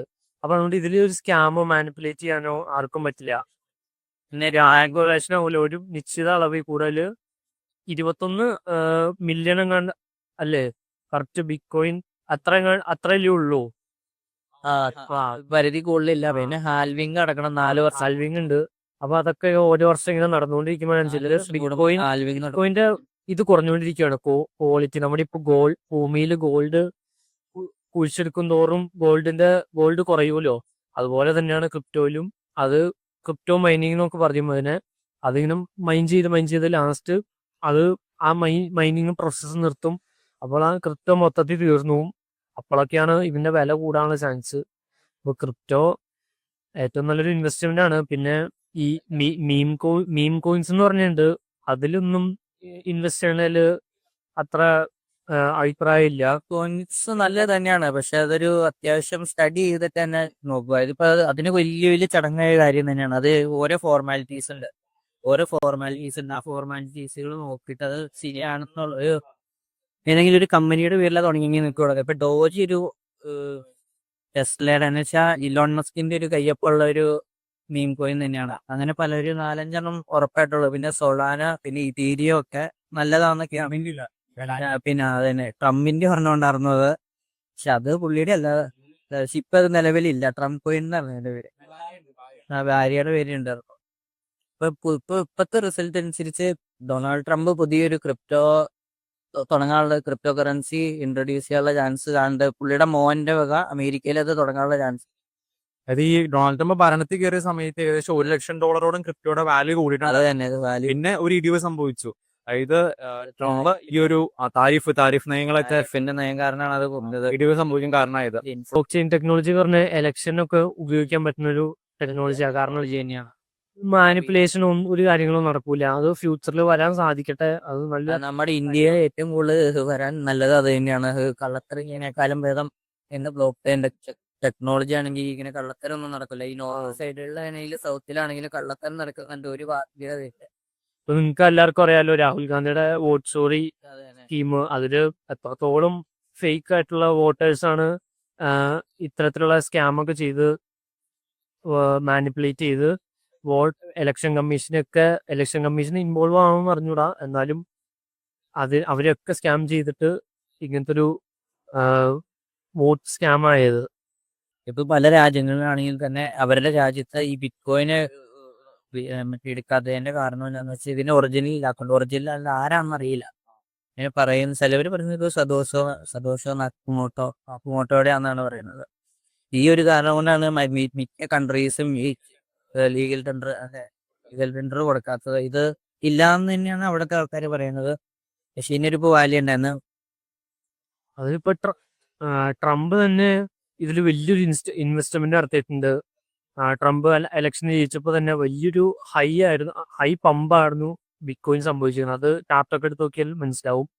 പിന്നെ ലോകത്ത് ആകെ 21 മില്യൺ ബിറ്റ്കോയിനേ ഉള്ളൂ. അതിൽ 20 മില്യൺ ബിറ്റ്കോയിൻ കുഴിച്ചെടുത്തു, മൈൻ ചെയ്ത് കഴിയും. ബാക്കി 1 മില്യൺ കൂടെ ഉള്ളൂ. അതൊരു 2100 ആ ഒരു കാലഘട്ടത്തിനുള്ളിൽ തീരും. അതിന്റെ അതിന് കുറച്ച് പ്രോബ്ലം സോൾവ് ചെയ്യാനുണ്ട്. അതിന് ഭയങ്കര ഒത്തിരി ചെലവുള്ള കാര്യമാണ്. അതെ അതെ. അതും മൈൻ ചെയ്തിട്ട് ആ ഒരു ഫുൾ 21 മില്യണും മൈൻ ചെയ്തെടുത്തു കഴിഞ്ഞാൽ പിന്നെ ഒരു സപ്ലൈ ഉണ്ടാവില്ല ബിറ്റ്കോയിന്. അതുകൊണ്ട് സപ്ലൈ കുറവും ഡിമാൻഡ് അതിന് കൂടുതൽ ഉള്ളതുകൊണ്ട് നല്ല വാല്യൂ കിട്ടാനുള്ള ചാൻസ് ഉണ്ട് ബിറ്റ്കോയിന്. അതും ഫ്യൂച്ചറിൽ 2100 ആ ഒരു സമയത്ത്. അതുപോലെ തന്നെ ഇപ്പൊ ഈ ഒരു സപ്ലൈ തീർന്നു കഴിയുമ്പോഴത്തേനും ഇതിപ്പോ ഡോളറൊക്കെ സർക്കുലേറ്റ് ചെയ്തുകൊണ്ടിരിക്കും. ഇപ്പൊ നമ്മൾ പൈസ ഇപ്പൊ ഇന്ത്യൻ ഗവൺമെന്റ് തന്നെ പുതിയ പൈസ ഇഷ്യൂ ചെയ്ത് ഇപ്പൊ പുതിയ നോട്ടുകൾ ഇഷ്യൂ ചെയ്ത് അച്ചടിക്കുന്നുണ്ട്. പക്ഷെ ബിറ്റ്കോയിൻ അങ്ങനെ സംഭവിക്കില്ല, പറ്റില്ല. ഒരു ഇത്ര എമൗണ്ട് ഓഫ് ഉള്ളൂ. ഞാൻ പറഞ്ഞില്ല 21 മില്യൺ ഉള്ളൂ. അതിൽ കൂടുതൽ ഉണ്ടാക്കാനും പറ്റില്ല, കുറവ് ചെയ്യാനും പറ്റില്ല. പലപ്പോഴും ആൾക്കാർ വിചാരിച്ചിരിക്കണത് മാനിപ്പുലേറ്റ് ചെയ്യാവുന്നതാണ്. പക്ഷെ ബ്ലോക്ക് ചെയിൻ എന്ന് പറഞ്ഞൊരു ഉഗ്രൻ ടെക്നോളജി ഉപയോഗിച്ചാണ് ഇത് ബിൽഡ് ചെയ്തേക്കുന്നത് സത്തോഷി നകമോട്ടോ. അതുകൊണ്ട് ഒരു തരത്തിലുള്ള മാനിപ്പുലേഷൻ സ്കാം ഒന്നും ചെയ്യാൻ പറ്റില്ല. അതുകൊണ്ട് ആ കറക്റ്റ് ആയി 21 മില്യൺ മാത്രമേ ഉണ്ടാവുള്ളൂ ബിറ്റ്കോയിൻ്റെ. പിന്നെ പണ്ട് കാലത്തതൊക്കെ മറ്റേ ബാർട്ടർ സമ്പ്രദായമായിരുന്നു. അതിന് ഓരോ രീതികൾ മറ്റേ എവല്യൂഷൻ മാറി മാറിയാണ് ഇപ്പൊ നോട്ടിലേക്ക് വന്നത്. ഇപ്പൊ നോട്ട് മാറി അടുത്ത ജനറേഷനിലേക്ക് പോകുന്നത് ബിറ്റ്കോയിൻ ട്രാൻസാക്ഷൻ ക്രിപ്റ്റോ കറൻസി ഇതാണ് ഇനി അടുത്തത് വരാൻ പോകുന്നത് എന്നൊരു സർവേയോടെ. നമ്മൾ എക്കണോമിനെ കുറിച്ച് കൂടുതൽ പറഞ്ഞു. പക്ഷെ എന്തൊക്കെ പറഞ്ഞാലും ഹെൽത്ത് ഈസ് വെൽത്ത് എന്ന് പറയുന്ന പോലെ എക്കണോമി മാത്രം കാര്യമില്ല. നമ്മൾ നമ്മുടെ സ്വന്തം ആരോഗ്യം കൂടെ നോക്കിയാലാണ് രണ്ടും കൂടെ ബാലൻസ് ആയി പോകുള്ളൂ. കാരണം ഇന്നത്തെ കാലത്ത് ഹെൽത്ത് എന്ന് പറഞ്ഞൊരു വലിയൊരു ഘടകം വഹിക്കുന്നൊരു കാര്യമാണ്. കാരണം ഒരുപാട് ആൾക്കാർ അവരുടെ ഡയറ്റ് റെഗുലർ ലൈഫ് സ്റ്റൈലും കാര്യങ്ങളൊക്കെ, അതുപോലെ തന്നെ ഒരുപാട് ലൈഫ് സ്റ്റൈൽ ഡിസീസസ് ഒക്കെ ഉണ്ടാകുന്ന ഒരു സമയമാണ്. അപ്പോൾ മെയിനായിട്ട് ഡയറ്റിലൊരു മാറ്റം വരുത്തണമെന്ന് എനിക്ക് തോന്നിയിട്ടുണ്ട്. നമ്മുടെ ഇന്ത്യൻ അതായത് ഇതിന് പ്രധാന കാരണമായിട്ട് വരുന്നത് ജോലി സാധ്യതകൾ തന്നെയാണ്. അതായത് ഇപ്പൊ പല ഇന്ത്യൻസ് അവരുടെ ജോലിക്ക് ആവശ്യമായിട്ട് അമേരിക്കൻ കമ്പനികളിലൊക്കെയാണ് ജോലി തേടി പോകുന്നത്. അവരുടെ ഇപ്പൊ നൈറ്റ് ഷിഫ്റ്റ് ആയതുകൊണ്ടൊക്കെ ആളുകൾക്ക് ജിമ്മിൽ പോകണം, അല്ലെങ്കിൽ മറ്റേ വർക്കൗട്ടുകൾക്കൊക്കെ ഒന്നും സാധിക്കുന്നില്ല. അതുകൊണ്ട് ആൾക്കാരുടെ ഇപ്പോൾ ഉറക്കം കുറയുന്നതുകൊണ്ട് തന്നെ ഈ ഒരു ബ്ലഡ് പ്രഷറും അതുപോലെ ഷുഗർ ലെവലൊക്കെ ശരീരത്തിൽ ഇൻക്രീസ് ആവുന്നുണ്ട്. അതൊക്കെ ഹാർട്ട് അറ്റാക്കിനും അതുപോലെ തന്നെ മറ്റ് പല ഈ ഒരു ഡൈജസ്റ്റീവ് പ്രോബ്ലത്തിന് കാരണമാകുന്നുണ്ട്. ഒരു വേൾഡ് സെൻസസ് എടുക്കുവാണെങ്കിൽ അതിൽ ഒരാൾക്ക് മാത്രമായിരിക്കും പ്യുവർ ആയിട്ടുള്ള വർക്കൗട്ടും ഫുഡും ഒരു യൂസ് ചെയ്ത് 1% മാത്രമുള്ളവർക്കായിരിക്കും ഇത്. കാരണം എന്ന് വെച്ച് കഴിഞ്ഞാൽ ഇതൊരു ഇൻഡസ്ട്രി തന്നെയാണ്. പണം ഉണ്ടാക്കാനുള്ള ഒരു വലിയ ഹ്യൂജ് ഇൻഡസ്ട്രി തന്നെയാണ്. അവർക്ക് രോഗികൾ കൂടുതൽ. അപ്പൊ അതിന് വേണ്ടിയുള്ള പ്രൊഡക്ട്സ് ആണ് അവർ മാർക്കറ്റിൽ ഇറക്കുള്ളൂ. കുറച്ചൊക്കെ എന്തെങ്കിലും ആയമുള്ളത് ഇങ്ങനെ ഫാസ്റ്റ് ഫുഡ് ശരി സുഖത്തിന്റെ കാര്യം അത് നമ്മുടെ ഒരു കുഴപ്പം. അതങ്ങനെയാണെന്ന് നമുക്ക് തന്നെ അറിയാം. പക്ഷെ നമ്മളത് അറിയാണ്ട് കഴിച്ചു പോകും. അത് തന്നെ ഒരു കുഴപ്പം തന്നെയാണ്. അതായത് അവര് ഫുഡ് അങ്ങനെയാണ് ഉണ്ടാക്കണം, നമ്മൾ കഴിക്കണം എന്ന രീതിയിലാണ് വർക്കൗട്ട് ചെയ്യത്തില്ല, നമ്മൾ കാര്യമായിട്ട് ഫാസ്റ്റിങ്ങും ചെയ്യില്ല. അതിന്റെ തന്നെയാണ് ഈ കുഴപ്പം വന്നത്. നമ്മൾ ഇതിനെപ്പറ്റി പഠിച്ചു കഴിഞ്ഞാൽ നമ്മൾ ഇതിനും വലിയ ഗ്രേറ്റ് ആണ്. നമ്മൾ ഗ്രേറ്റർ ആവും. നമ്മുടെ ഗ്രേറ്റസ്റ്റ് അച്ചീവ് ചെയ്യും. നമ്മൾ ഇതൊക്കെ അച്ചീവ് ചെയ്തിട്ട് നമ്മൾ എന്തിലേക്കെങ്കിലും ഇറങ്ങിയാലാണ് കാര്യമുള്ളൂ. എന്നില്ല ഇത് നടക്കുള്ളൂ. മനസ്സിലായില്ലേ? ഇപ്പൊ കേരളത്തിലുള്ള ഈ എറണാകുളം തൊടുപുഴയിൽ തന്നെയുള്ള പല ഹോസ്പിറ്റലുകളിലും ഈ ഒരു ഫോറിൻ കോർപ്പറേറ്റുകൾ ഇൻവെസ്റ്റ്മെന്റ് നടത്തിയിട്ടുണ്ട്. KKR പോലത്തെ കമ്പനികൾ, ബ്ലാക്ക് സ്റ്റോൺ പോലത്തെ കമ്പനികൾ ഇപ്പൊ തൊടുപുഴയിലെ ഹോസ്പിറ്റലുണ്ട്. അവിടെ തന്നെ ഈ ഒരു ഫോറിൻ കോർപ്പറേറ്റ് കമ്പനി, അമേരിക്കൻ കമ്പനിയാണ് KKR. അവരുടെ വലിയ രീതിയിൽ ഇൻവെസ്റ്റ്മെന്റ് വന്നിട്ടുണ്ട്. അതായത് അപ്പം അതിന്റെ ഫലമായിട്ട് ഈ ഒരു മരുന്ന് ബില്ലുകളുടെ ഇതൊക്കെ റൈസ് ആകാം. രോഗികളുടെ എണ്ണം കൂടുമ്പോൾ ഈ ഒരു ബില്ലുകളുടെ എണ്ണം റൈസ് ആകാം. ബില്ലുകളുടെ റൈസ് ആകുമ്പോഴത്തേനും സാധാരണ ആൾക്കാരാണ് ഏറ്റവും കൂടുതൽ ബുദ്ധിമുട്ടുന്നത്. അതിപ്പോ മരുന്നുകളും അതിലേറ്റ് ഇപ്പൊ എന്ത് പനി വന്നാലും ജലദോഷം വന്നാലും ആദ്യം തന്നെ ഡോളോ എന്നാ പാരസിറ്റമോൾ തന്നെയാണ് കഴിക്കണത്. ഇത് നമ്മുടെ ബോഡിക്ക് തന്നെ ഒരു കഴിവുണ്ട്. ഇത് ഈ പനി വരുന്നതിനുള്ള മെയിൻ ആയിട്ടുള്ള കാരണം എന്നാ ഈ ജെംസ് അണുക്കളുള്ളതുകൊണ്ട് അതിനെ നശിപ്പിക്കാൻ വേണ്ടിയാണ് നമ്മുടെ ബോഡി ഓട്ടോമാറ്റിക്കലി പനിയായിട്ട് വരുന്നത്. ഈ പനി അത് ആന്റിബയോട്ടിക് നമ്മുടെ ബോഡി തന്നെ ഉണ്ടാക്കുന്നത്. പക്ഷെ ഇത് നമ്മൾ തന്നെ ഈ പനീനെ നിർത്തലാക്കാൻ വേണ്ടി നമ്മൾ തന്നെ ഗുളിക കഴിക്കണം. അപ്പൊ ഇത് എന്നാ കുഴപ്പം, ഈ അണുക്കൾ കൂടുതൽ വളരാനുള്ള ചാൻസ് ആണ് കൂടുതൽ. അതുകൊണ്ട് നമ്മൾ ഈ ഇങ്ങനെ രോഗമുള്ള സമയത്ത് തന്നെ നമ്മൾ ഇതിലേക്ക് പോകാണ്ട് നമ്മൾ കുറച്ച് ഫാസ്റ്റിങ് ചെയ്യുകയും കൂടാണ്ട് സമാധാനമായിട്ട് ഒരു മൂലയ്ക്ക് ഇരുന്ന് കഴിഞ്ഞ് കഴിഞ്ഞാൽ അതായിരിക്കും ഏറ്റവും നല്ലതെന്നാണ് എനിക്ക് പറയാനുള്ളത്. ഇറച്ചി കൂടുതൽ കഴിക്കുക. പ്രോട്ടീൻ എന്ന് പറയുമ്പോൾ ഹൈ ക്വാളിറ്റി പ്രോട്ടീൻ വേണം. അതുകൊണ്ടാണ് ഞാൻ ഇറച്ചി എന്ന് പറഞ്ഞ ബോഡി വെയിറ്റിനനുസരിച്ച് അത് BMI എന്ന് പറയും. അതായത് നമ്മുടെ ബോഡി വെയിറ്റിനനുസരിച്ചുള്ള ഇത്ര കലോറീസിലുള്ള ഫുഡ് കഴിക്കാവുള്ളൂ എന്നൊരു കണക്കുണ്ട്. ജസ്റ്റ് ഗൂഗിൾ ചെയ്താൽ അറിയാവുന്നുള്ളൂ. അതൊക്കെ കണക്ക് കൂട്ടി കഴിക്കുവാണെങ്കിൽ ഒട്ടുമിക്ക പ്രശ്നങ്ങളും എല്ലാം മാറും. ആദ്യം പറഞ്ഞ കൂടി തന്നെ പ്രധാനമായ പ്രശ്നമാണ് ഉറക്കം തന്നെ. ഞങ്ങള് കോളേജിലാണെങ്കിൽ കൂടി ഞങ്ങൾക്ക് ഇപ്പൊ 2-3 മണിക്കൂറൊക്കെ പരീക്ഷ സമയത്തൊക്കെ 2-3 മണിക്കൂറൊക്കെ ഉറങ്ങാൻ പറ്റുന്നുള്ള അത്രയും പഠിക്കാനുണ്ട്. മേ ബി ഞങ്ങളുടെ ഉഴപ്പം കൊണ്ടായിരിക്കാം. പക്ഷെ എന്നാലും ഉറക്കം കുറയണത് ഒരു മേജർ റീസൺ തന്നെയാണ് ഈ അസുഖങ്ങൾ വരാൻ കാരണം. മിനിമം എങ്കിലും ഒരു 7 മണിക്കൂർ ഉറങ്ങണം എന്നാണ് നമ്മുടെ ആരോഗ്യ സംഘടന പറയുന്നത്. ആരോഗ്യ സംഘടന ഒന്നും പറയാനൊന്നുമില്ല, ഹെൽത്ത് ഓർഗനൈസേഷൻ അറിയാം. 7 മണിക്കൂർ എന്തായാലും തന്നെ ഉറങ്ങണം. ഈ ഉറക്കം തന്നെയാണ് നമ്മുടെ ബോഡീനെ റിപ്പയർ ചെയ്യുന്നത്. ഏറ്റവും കൂടുതൽ ഈ ബ്രെയിനെ വരെ റിപ്പയർ ചെയ്യുന്നത് നമ്മുടെ ഉറക്കം തന്നെയാണ്. മസിൽ ഗ്രോത്ത്, മെമ്മറി ഗ്രോത്ത്, ഇതിനൊക്കെ നല്ലത് ഉറക്കം തന്നെയാണ്. ഇപ്പൊ നമ്മളിപ്പോ ഒരു പഠിച്ചിട്ട് ഒരു കാര്യം പഠിച്ചു പിന്നെ ഉറങ്ങിക്കഴിഞ്ഞു കഴിഞ്ഞാൽ അത് നമ്മുടെ ഉറങ്ങുമ്പോഴാണ് അത് നമ്മളെ കൂടുതൽ ബ്രെയിനിൽ പ്രോസസ് ആവുള്ളൂ. അത് തന്നെ. വേൾഡില് തന്നെ എടുത്തു നോക്കി കഴിഞ്ഞാൽ ഒരു 10 പുള്ളപ്പ് എടുക്കുന്നവരാണ് ഒരു 1% മാത്രമേ ഉള്ളൂ. അത് തന്നെ. കാരണം അത്രമാത്രം ഹെൽത്തിന്റെ കാര്യത്തില് ഫിറ്റ്നസിന്റെ കാര്യത്തിലും വീക്കാണ്. കാരണം മെയിൻ ഇവിടെ 50 അടിക്കുന്നവര് പോലും ഉണ്ട്, അത്രയും പോലും ഇല്ല എന്നാണ് അതിന്റെ അർത്ഥം. അത് ഉള്ളപ്പ് പോലും എടുക്കാൻ പറ്റുന്ന ഒരാൾക്കാരും ഇല്ല. ഭയങ്കര മോശമായ കാര്യമാണ്. എന്ന് വെച്ചാൽ നമ്മുടെ ഒരു കാലത്ത് സർവൈവൽ ഫിറ്റസ്റ്റ് എന്ന് വെച്ച് കഴിഞ്ഞാൽ അതിജീവിക്കുന്നു, ഫുഡിന് വേണ്ടി അതിജീവിക്കുന്നു. അപ്പൊ അതിനുവേണ്ടി നമ്മൾ ഓരോരോ രീതികളിലൂടെ നമ്മൾ കരുത്തരായിരുന്നു, അത്ര സ്ട്രെങ്ത് ഉണ്ടായിരുന്നു, നമുക്ക് എൻഡോറൻസും ഉണ്ടായിരുന്നു. ഇപ്പൊ അതുപോലും ഇല്ല. വയറും വീർപ്പിച്ച് ഇങ്ങനെ നടപ്പാണ്, വേറെ ഒരു ഇതും ഇല്ല. അതിനെപ്പറ്റി മെയിനായിട്ട് കാർബോഹൈഡ്രേറ്റ് അതൊരു വലിയ കാര്യമാണ്. ഒരു 80% കാർബോഹൈഡ്രേറ്റും 20% അല്ലെങ്കിൽ 10% നമുക്ക് പ്രോട്ടീൻ കിട്ടുള്ളൂ. നമ്മുടെ ബേസിക് ആയിട്ടുള്ളൊരു ഡയറ്ററി പ്ലാൻ എടുത്ത് നോക്കി കഴിഞ്ഞാൽ ഇന്ത്യൻ ഡയറ്റ് എന്ന് പറയും.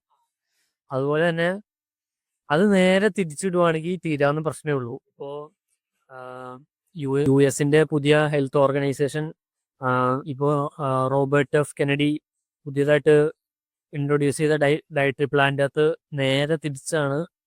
പണ്ടത്തെ ഒരു ട്രയാങ്കിൾ ആയിരുന്നു, അത് നേരെ തിരിച്ചിട്ടിട്ടാണ് ഇപ്പോൾ റോബർട്ട് എഫ് കെനഡി പുതിയതായിട്ട് ഇൻട്രൊഡ്യൂസ് ചെയ്തത്. അതിൽ ഏറ്റവും പ്രയോറിറ്റി കൊടുക്കുന്നത് പ്രോട്ടീനാണ്.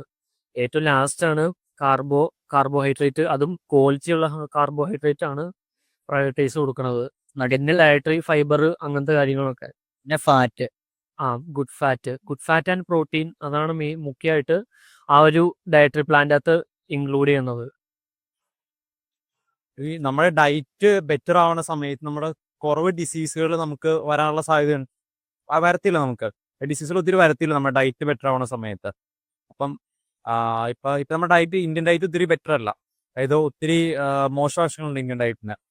അതുകൊണ്ട് തന്നെ ഈ ഒരു FDI, ഫോറിൻ ഡയറക്റ്റ് ഇൻവെസ്റ്റ്മെന്റ്, ഇന്ത്യയിലുള്ള ഒത്തിരി വലുതാണ്. അതായത് ഇന്ത്യയിലെ ഈ ഒരു ആഗോള മാർക്കറ്റ്, ഈ ഒരു ഹെൽത്ത് സെക്ടറുമായിട്ട് ബന്ധപ്പെട്ട മാർക്കറ്റ് ഒത്തിരി വലുതാണ്. 137 കോടി ജനങ്ങൾ, 140 കോടി ജനങ്ങളുണ്ട് ഇന്ത്യയിൽ. അപ്പൊ അത്രയും ആളുകൾക്ക് ഇങ്ങനത്തെ ഒരു ഡയറ്റ് ഫോളോ കഴിഞ്ഞാൽ അസുഖങ്ങൾ വരാനുള്ള സാധ്യത കൂടുതലാണ്. അത് കണ്ടിട്ട് തന്നെ പല ഫോറിൻ കോർപ്പറേറ്റുകളും ഇന്ത്യയിലോട്ട് നല്ല രീതിയിൽ തന്നെ ഇൻവെസ്റ്റ്മെന്റ് നടത്തുന്നുണ്ട്. ഇനി ഭാവിയിൽ ചികിത്സയ്ക്ക് എന്തായാലും വില കൂടാൻ സാധ്യതയുണ്ട്. അതായത് 2025 പുതിയ നികുതി നിയമം ഇറങ്ങിയിരുന്നു. അതിന്റെ ഫലമായിട്ട് പല ക്യാൻസർ പോലത്തെ പല ചികിത്സയ്ക്ക് ഉപയോഗിക്കുന്ന ലൈസോയിൻ ഡ്രഗുകളുടെ വില വന്നിട്ടുണ്ട്. അപ്പൊ ഇങ്ങനത്തെ ലൈസോയിൻ ഡ്രഗുകൾ സോഷ്യലി കൂടുതൽ അവൈലബിൾ ആകാൻ തുടങ്ങി. അപ്പൊ അത് വാങ്ങിച്ച് ഉപയോഗിക്കണ ഈ ഒരു ആസക്തി ഉള്ളവരുണ്ട്.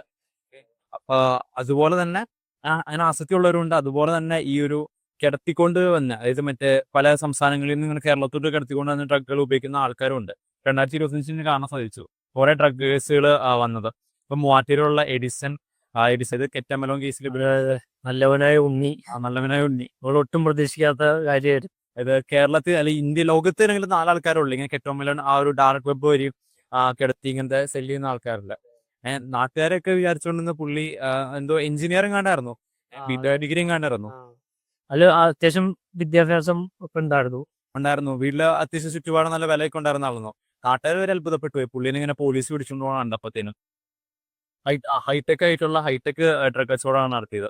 ഇപ്പൊ നമുക്കാണ് സാധിച്ചു ഇപ്പൊ ഈ ഒരു ന്യൂ ഇയറിന്റെ സമയത്തായിക്കോട്ടെ ഈ ഒരു കേരളത്തിലോട്ടുള്ള ഡ്രഗിന്റെ ഒഴുക്ക് ഒത്തിരി കൂടിയിട്ടുണ്ട്. അവൈലബിലിറ്റി ഒത്തിരി കൂടിയിട്ടുണ്ട്. ഏറ്റവും കൂടുതൽ കാരിയേഴ്സ് ആണ് ഉള്ളത്. കാരിയേഴ്സ് ഉപയോഗിക്കുന്നവരായി മാറും. പിന്നെ ആദ്യം അറിയാസായിട്ട് തുടങ്ങും, പിന്നെ ഉപയോഗിക്കുന്നവരായി മാറും, പിന്നെ അല്ല അവരുടെ പൈസ വാങ്ങും. പൈസ വാങ്ങിക്കും.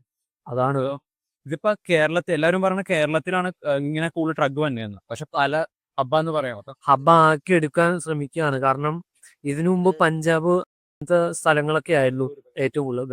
ബാംഗ്ലൂര്, പഞ്ചാബ് അങ്ങനത്തെ സ്ഥലങ്ങളൊക്കെ ആയിരുന്നു. ഇപ്പൊ ഒരു നാട് നശിക്കണമെങ്കിൽ ഇത് തന്നെയാണ് ഒരു കാര്യം. ഇപ്പൊ നമ്മുടെ ഒരു കേരളത്തിന്റെ അവസ്ഥ വെച്ച് നോക്കുകയാണെങ്കിൽ ഇന്ത്യയിൽ ഒരു മെച്ചമുള്ള ഒരു സംസ്ഥാനം തന്നെയാണ് ഈ കേരളം. മിക്ക മേഖലയിലും അപ്പൊ ഒരു നാടിനെ നശിപ്പിക്കാൻ ഇതുപോലത്തെ ഒരു ചീങ്കണ്ണി സാധനം കിട്ടാൻ മതി.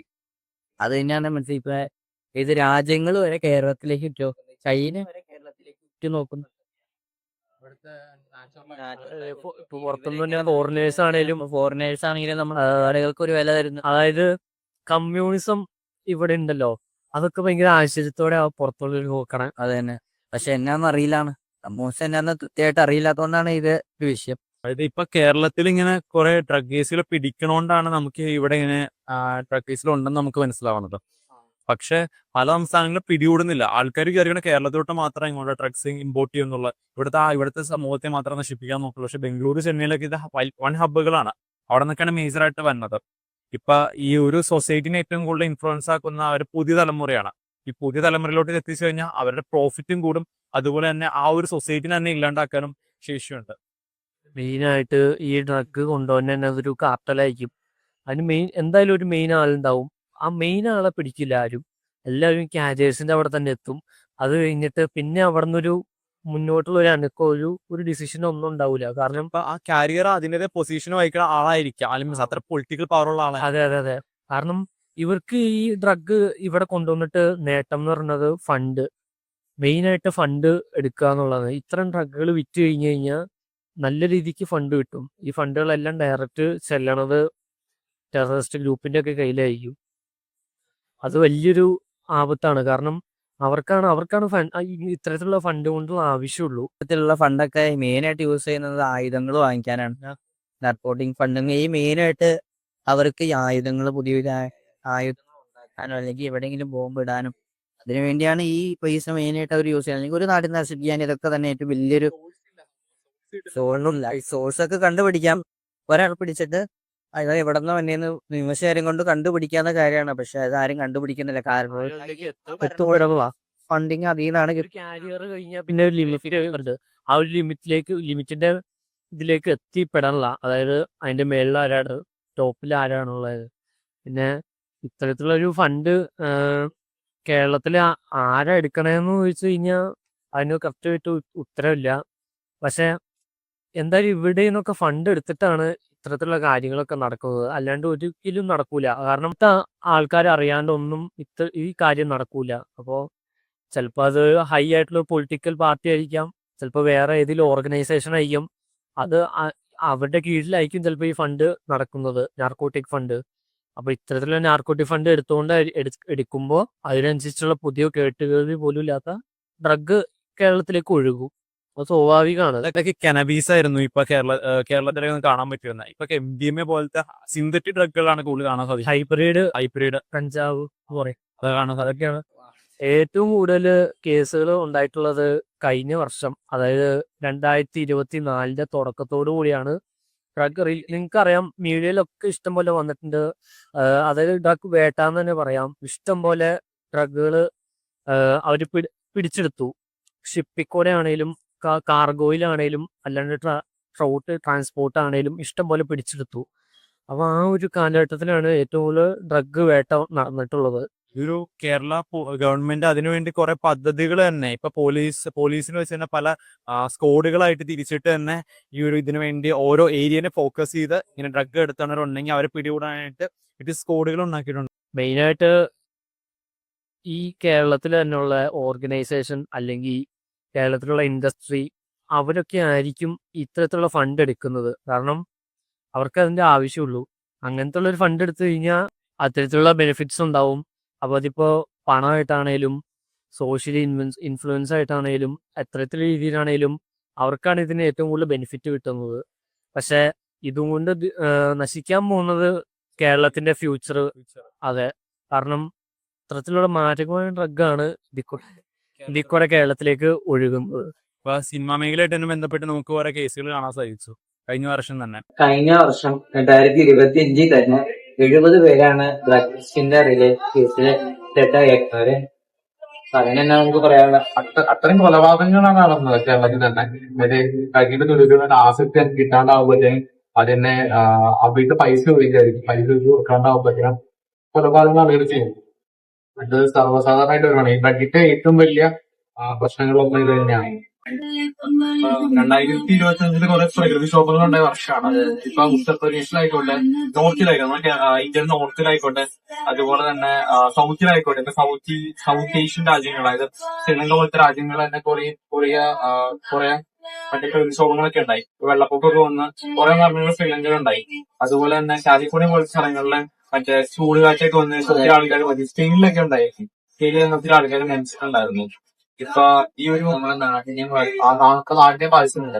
ഇപ്പൊ ഇങ്ങനത്തെ പല റിപ്പോർട്ടുകൾ അനുസരിച്ച് 2025 ചൂട് കുറയേണ്ടതായിട്ടുണ്ടാകും. ലാലിന പ്രതിഭാസങ്ങളിൽ ചൂട് കുറയേണ്ടതാണ്. പക്ഷേ ഈ ഒരു ഗ്രീൻ ഹൗസ് ഗ്യാസസ് ഒത്തിരി എമിറ്റഡ് ആയി പോകുന്നതുകൊണ്ട് തന്നെ നമ്മുടെ അന്തരീക്ഷത്തിൽ തങ്ങി നിന്ന് ചൂടിന്റെ അളവ് കൂടുന്നുണ്ട്. അപ്പൊ ഈ ഇടയ്ക്ക് ഇറങ്ങിയ റിപ്പോർട്ട് അനുസരിച്ച് 2025 തൊട്ട് 2030 വരെ അതിശക്തമായി ചൂടായിരിക്കും കാണാൻ സാധിക്കാം. ഈ എൽനിനോ പ്രതിഭാസം നമ്മുടെ 2025 വർഷ തുടക്കത്തിലും അവസാനത്തിലൊക്കെ അനുഭവപ്പെടാൻ സാധിച്ചു. പകൽ സമയം പോലും നല്ല ചൂട് തണുപ്പ് അനുഭവപ്പെടാൻ സാധിച്ചു. ഈ ചിലപ്പോ കഴിഞ്ഞ മുതലാണ് എന്താ പറയുക, പെട്ടെന്ന് നല്ല തണുപ്പായി, നല്ല തണുപ്പാക്കി. പിന്നെ കൊച്ചി, എറണാകുളം അവിടെയൊക്കെ ഫോഗായിരുന്നു. നമ്മുടെ ഡൽഹിയിലൊക്കെ ചെന്ന് കഴിഞ്ഞാൽ നല്ല ഫോഗ് കാണാം. അതുപോലെ തന്നെ കൊച്ചിയിലൊക്കെ നല്ല ഫോഗായിരുന്നു. ഇത് പൊല്യൂഷൻ റേറ്റ്, എറണാകുളത്തിലെ പൊല്യൂഷൻ റേറ്റ് 3D 136 കണ്ടായിരുന്നു. അതുകൊണ്ട് അത്രയ്ക്കും ഒരു അവസ്ഥയിലേക്കാണ് പോയത്. അതുപോലെ തന്നെ